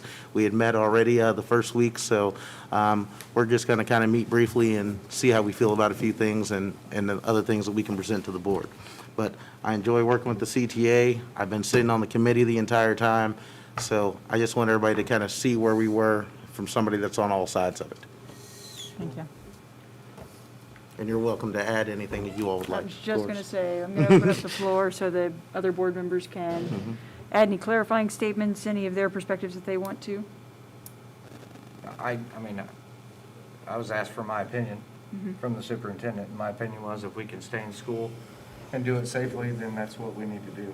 I mean, I don't have any qualms. I'm not trying to throw anybody out there to die or get sick or anything like that. I just, if we can do it, I want to do it. And, I mean, the first thing on my list, if I remember right, was being successful at mitigation. Yeah. And, Yep. I mean, we've done it. I've heard stories here and there about people not wearing their masks or not wearing it properly. And, I mean, I see it everywhere you go. So it's not, I mean, that's not just us. Yeah. So, Yeah. I mean, I had a lot of reasons on mine. You talk to one doctor, or you talk to 2 doctors, they don't agree, you know. No one seems to agree on anything. The Wall Street Journal, or I think it was New York Post or something, had an article from the CDC today. They found that spread inside a school is Yeah, not a side. I mean, almost non-existent. It's there, but it's not as bad as they thought it would be. So, but it all boiled down to masks, social distancing, ventilation, things like that. You know, I So, watched the president before I came to the meeting saying everybody needs to get the kids back in school. So I was asked, and I was asked what my opinion on it, and my opinion was it should be up to the building administrators if they can operate, and this is what I've said 100 times before. It should be go by building. If the kids are safe first, the teachers are safe second, and we've got the people to cover them, I said yes. In seat. I'm sorry. Agreed. Huh? Agreed. They wanted to know how we voted. And it wasn't a vote. We didn't vote. We just took a consensus, as I recall. For my part, my comment was that we should, I mostly agree with Terry, we should let the building level, if the plan doesn't matter, if we're tossing out some aspect of the plan, then we need to let the people who are overseeing their own buildings assess their own situations. We need to empower them to address problems as they arise. But following shortly on the heels of that, I said, or just stick to the plan. That was the agreement. That's what we agreed to. That was how it was going. That said, if it's not working, it needs to be changed. I got it. And as I let a couple of board members know, I had some pretty hard, I had some opinions. It's all right. It's all right. It's okay. I'm going to leave it at that. Yeah. Any other comments from the board members? Basically, going off of the plan, the health, we stated in the beginning that if the health department was at phase 3, that's where we were. So honestly, I looked at that was on the website. They posted it in multiple places, on social media and on their website that day. And if they're at phase 3, that's where we should have been. So that's where I fell in line. I do want to thank the CTA and the members that actually met with Brian. I think that is great because it has been brought to my attention by other people. Proper mask wearing and situations that are happening with our own staff that could be affecting us being in school. So I do want to thank everybody for working together and meeting with him to go over those things, to iron a few things out. I haven't changed my stance from the beginning. I mean, I've been pretty vocal that I feel like we need to be in school as often and as much as we possibly can. I can only speak from the majority of the community that I speak to or that seek me out. They are in the high school. And I did have the opportunity to meet with one principal, and she shared with me that her staff wanted to stay in school. And that happens to represent, she wanted to stay in school. And so I will be honest, I sent my kid to school 4 days a week this first semester, or this starting January 4th. And this is going to upset some people, I'm going to tell you. She went to school on Monday, and she's a fairly good student, not because she's smart, but she tries. She came home super excited on Monday. It was the first time all year I've had an excited kid in my house. She went to school on Tuesday, and she was distraught because all of her homework for the week was done. Because what was taught on Monday was also taught on Tuesday in her classrooms. So she had come home and already figured out that she was going to learn 38 lessons from January 4th to graduation week, or the last day of school in May. That's not very many, if we're looking at that. And so our expectation, I went back and looked at the documentation, the AMIX, and what we've told DESE that we're going to do. I reached out to the building level admin. He's providing leadership. But as a parent and a student advocate, I had a really hard time saying, send her back home instead of put her in a seat and try to get more than 38 lessons. That's 38, I'm talking in everything. And so as long as my kid's having that experience and as long as my peers, her peers are having that experience, I'm going to push for in-seat as much as we can. And I'm going to count on adults to be adults and do the very best they can to protect themselves and the kids. If that means masks, if that means shields, if that means gowns, go get them. We can find them. We can get them. I don't want anybody sick. I've had death right in my pocket. It's not about that.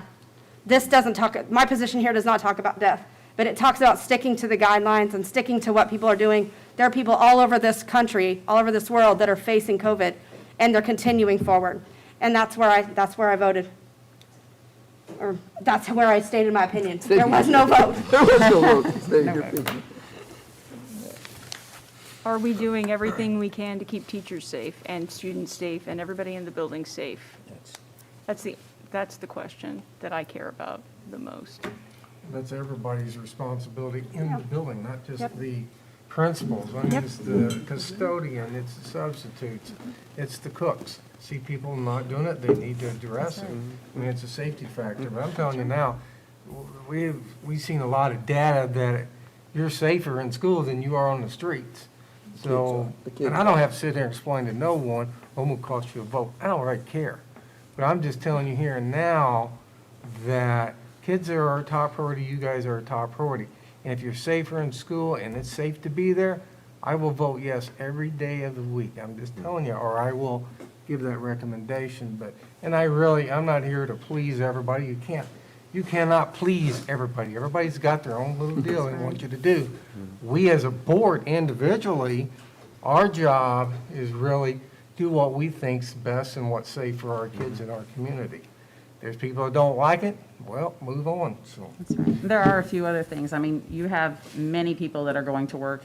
I guarantee that if we're not in school, people are still shopping at Walmart. They're going to school. Businesses are open. Yep. School is open. There's also kids that don't have food at home. So we have to consider those. We have to think about the families that are losing their jobs because they have to choose whether to stay home with their child or go to work. Or leaving their kids at home being uncared for. So there are lots of reasons to be in school, and there's safety concerns too. But I'm going to go back to, I am very glad that everybody met and came up with more solutions of fixing and helping to be protective, and it's all up to us as individuals to do our part. Right.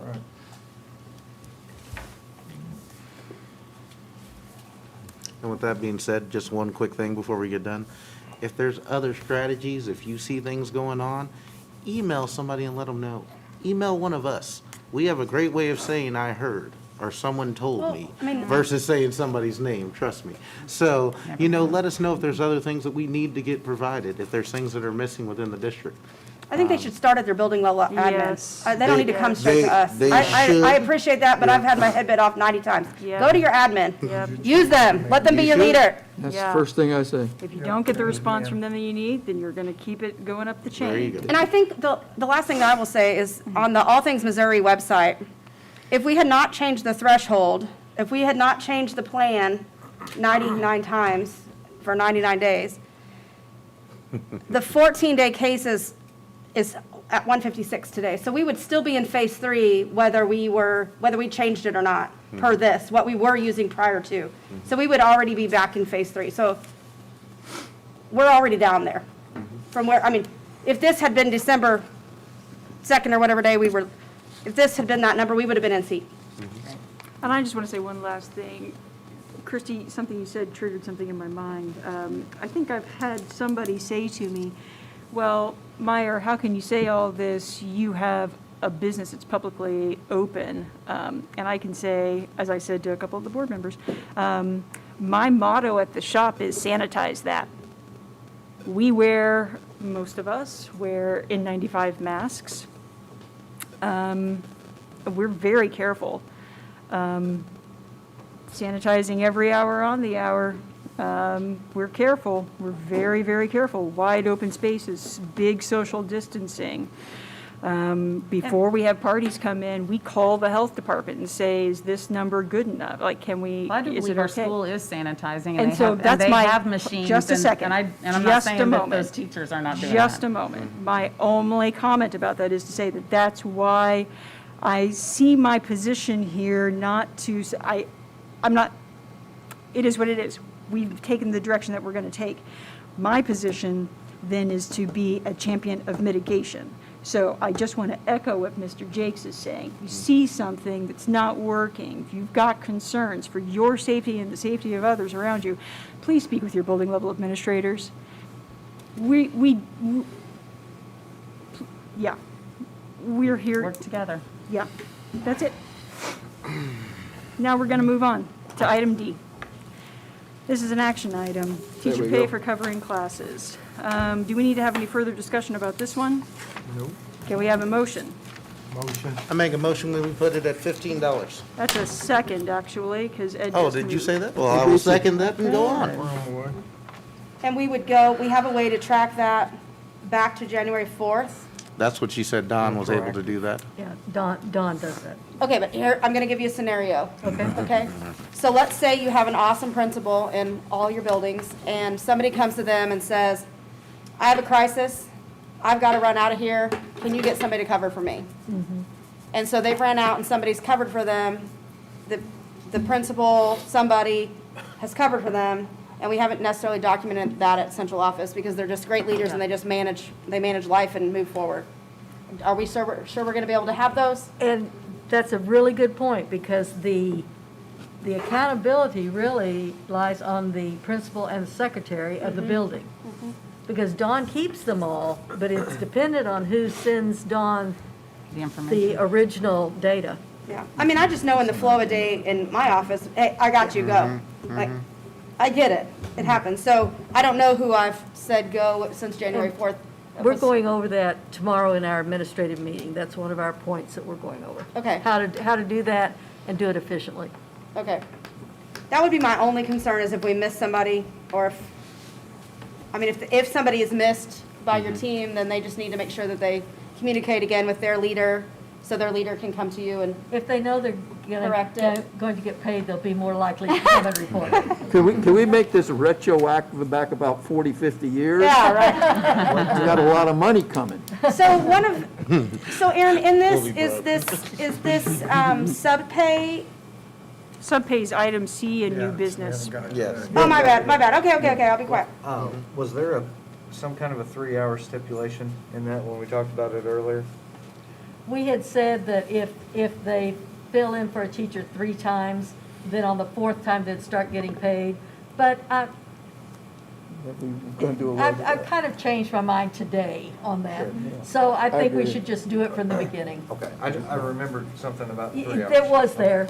Yeah. Especially under these circumstances. We might add that they've been doing it for an entire, probably longer than just last semester, covering for each other. So the majority of teachers have probably done it. Sure. 3 times. Right. Yeah. It was the motion effective January 4th? Yes. Okay. Yes, they have been doing this for a long, Yes. long time. Yeah. And that was But- one of the reasons that we wanted to try to look at giving some credit. That was something that came up yesterday, because we realized you all have been doing this all year long.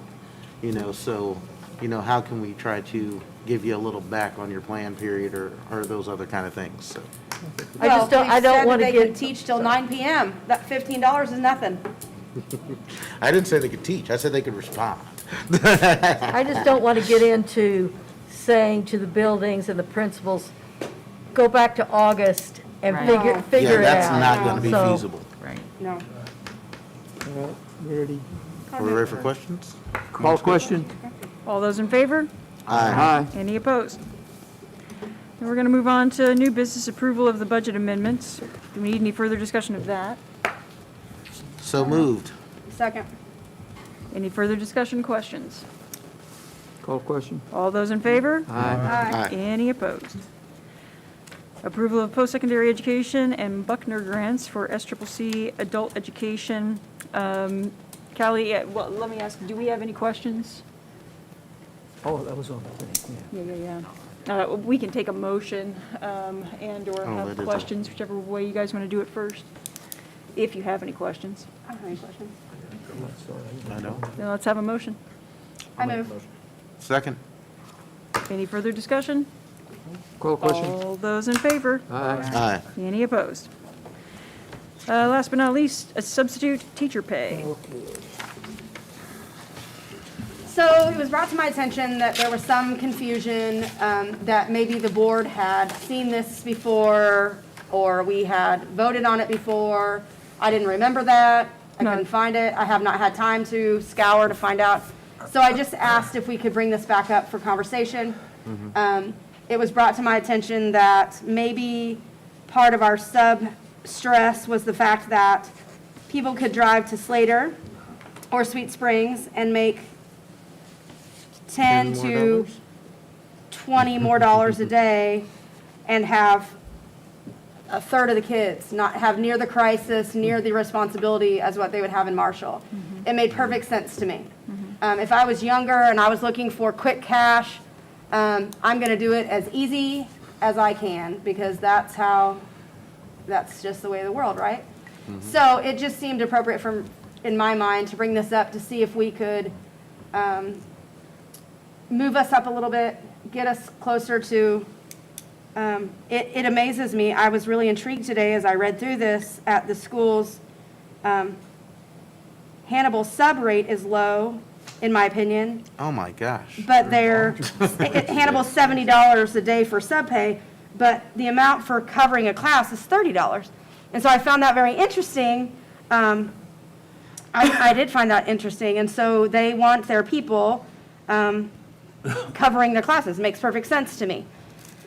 So I called and asked some more questions of the person that asked me if we could look into this. And so one of the things I didn't know was, do teachers take a half a day off because somebody else won't give them, do they take a half a day off because somebody won't cover for them because they're already sick and tired of COVID and masks and everything else at the end of their day, and they just want a plan period and shut their door? And I get it. I get it. And so, Dr. Mayer, you told us that you would recommend or think it's appropriate for us to move up how much? $5? To $90. Okay. I said 90, but Okay. So $90, I don't have strong feelings. $90 would put us $5 over Fulton, unless they're doing this tonight. It would put us 5 under Odessa. It would put us 10 under Richmond. It would put us above Sedalia. It would put us 5 under Slater. It would put us 15 under Sweet Springs. I'm not going to figure Warrensburg because they're by the hour. It would put us over Mexico, over Moberly. Mexico and Hannibal, though, those are for 2 Last years year's. Oh, those are old? Okay, okay. And it will put us 20 over Malta Bend. So my question is, and I may just look at admins and teachers and ask you, for $90, would you sub in your building with that number of kids not being an educator? Is that a hard question? Callie, you're laughing. It depends on which program. Okay, fair? To be honest with you, Fair? I can't get people to do auto mechanics, to do things like that. Okay, Well, I fair. retire again. Okay. So You want to come to that's my hang up. I don't know what the people will do, and so that's what triggered me today to think of, and the person I was talking to said, what about a full-time person? Like we moved some of our full-time people to try and help us out. And so my thought process was, well, what are we spending on what are we spending on subs, and how do we manipulate and weave through? I feel like that's all we've done since March of 20. But does $90 a day get people to sign up to be a sub in Marshall, Missouri?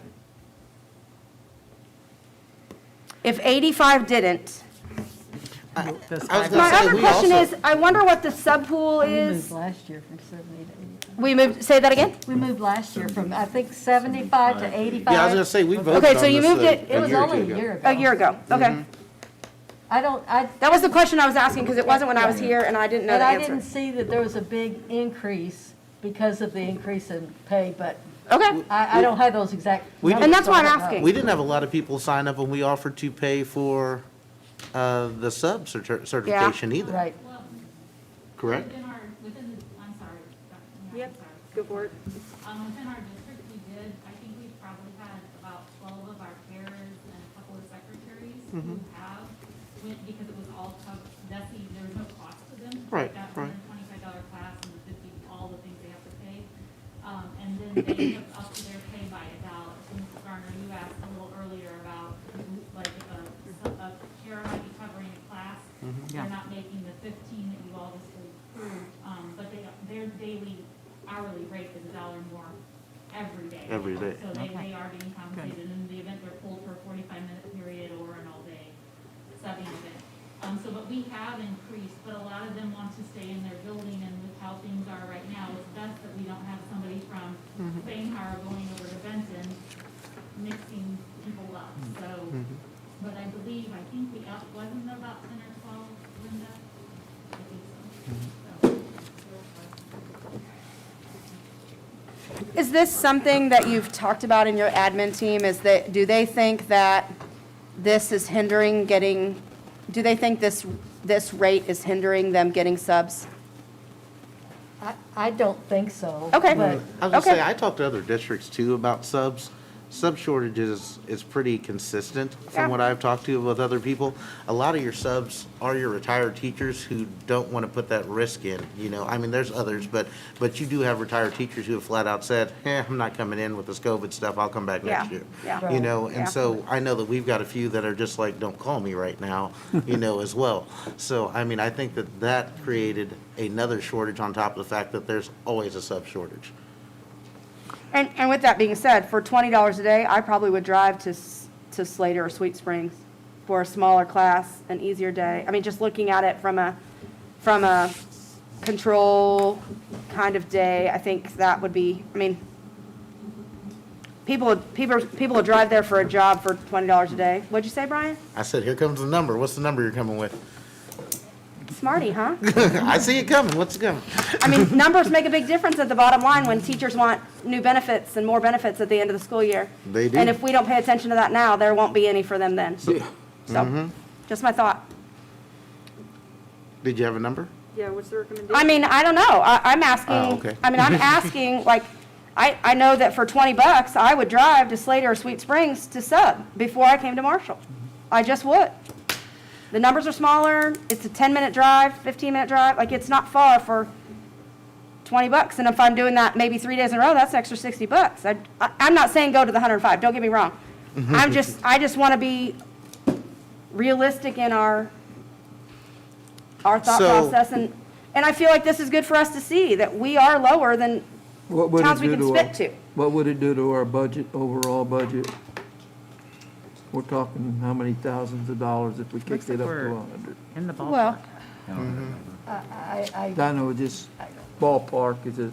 that's not really fair. You're talking about $5 a day per sub, I mean, if you went up to 90. We have 13 subs on the list now, so is that, 25. oh, we're up to 25. Okay, so we have 25, we increase it by $5. So, you know, And we're depleting that 25 every day? Are the ones that'll work Okay. most of the time. We So just I'm have not that sure list that, to work. sorry. yeah, I wouldn't say we have. It appears that we are in the ballpark as far as price with, I know that Slater and Sweet Springs are close to us and they are higher, but if you look at this chart, we are middle of the road. We are. And it may not be the fact of, you know, it may just be the fact that they don't want to work right now. So do we really have a dollar problem, or do we just have a sub Simple problem? I think the $15, I think the paying to cover class will help, Yeah, I I agree think- with that. I think. I think I'd just like to leave it set the way it is I'm good. I just and want to bring it explore the up. possibility, like the thing we talked about of hiring some full-time substitute teachers, Mm-hmm. put them on staff so we can move them around. I think that would be a long-term solution to I a agree. short-term problem. I'd like to table this at this particular time. Perfect. But Okay. the other thought that I also have is that we are in a pandemic now. If we looked at doing this, is this something that we would say that we would do through the end of this year as well, whenever we come back to it? And not say that this is gonna be a lifelong thing, but that actually we need people to come in now, and what is it gonna take to entice a few more people in the door? Right. Possibly. But I'm fine with tabling it now if we're going. Spoken Now, if like a we- true but- executive. Now, if we table it, then we're going to come back to it for sure. I just want to make sure that that's the intention, as opposed to just taking no action and dropping it. I'm good with that ever. I mean, the consensus of We the admins that were here are that this isn't hindering them from getting subs. So if that's the case, there's more of them than what I spoke to, then that seems reasonable, as long as there's a consensus and it's good. If they're not comfortable, if we table it and come back to it, it would give Dr. Mayer an opportunity to talk to them again about it, and maybe they can voice. We're going to talk about this, about all of these things tomorrow. I was So- gonna say, or if we don't table it, we can drop it, and we can Bring always it right back up. re-add it. If we Yeah. table it, then we have to bring it back. If we Yep. drop it, then we Let's just drop can it. bring it back. Yeah. Let's just drop it. So Dr. Merrill, we got 25 subs on paper.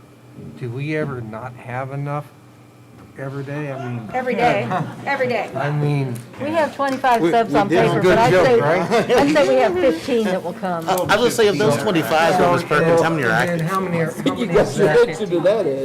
The Okay. 13 probably should. How many Backtrack. substitutes are you then short that you would need on top of that? I mean, you say you got 15 out of 25, are you need 20 out of 25, you need 50 for 25? I'd say on the top of maybe the 15 that come in one day, we probably need another 25.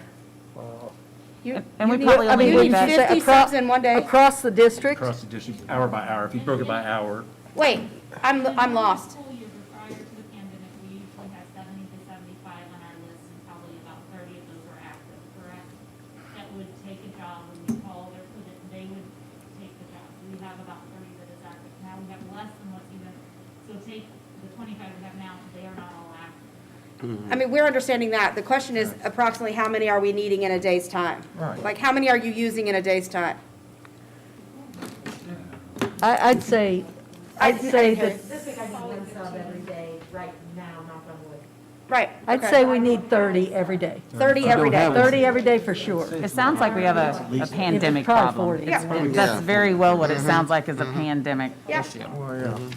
Yeah. not a money issue. And a lot of our subs are at the high risk, are in the high risk group, our previous sub was the high risk. Okay. So I really don't think $5 would entice them if they're Nope. not a high risk. Ooh, $5, I'm gonna come and catch it for $5. I don't think so. Nope, it would take more, there's a lot more than that. She answered the You're lottery. gonna have to feather the hand more. Are right. we moving forward or are we tabling it? I have no dog in the fight, I just want to know. Drop it. Moving forward. I'm fine with dropping it. Okay, Drop it. then we need a motion to adjourn to closed So session. moved. Second. Okay, Christie, take it. roll call. Aye. Aye. Aye. Aye. Aye. I thank you all for spending your 2 hours and 15 minutes with us this evening. Oh, we almost made it before 8:30. Oh, we have. Oh, we're before 8:30. To go into closed session. Oh, the real estate contract? I don't know. Look at the contract. Oh, yeah, I just sent me that on. I'm gonna send it all to you again tonight, but we're not actually, Yeah, we're not moving to the point of signing that yet, because we have to decide tonight about the fire road first. yeah. Yeah, Dr. Lorenz, that's not.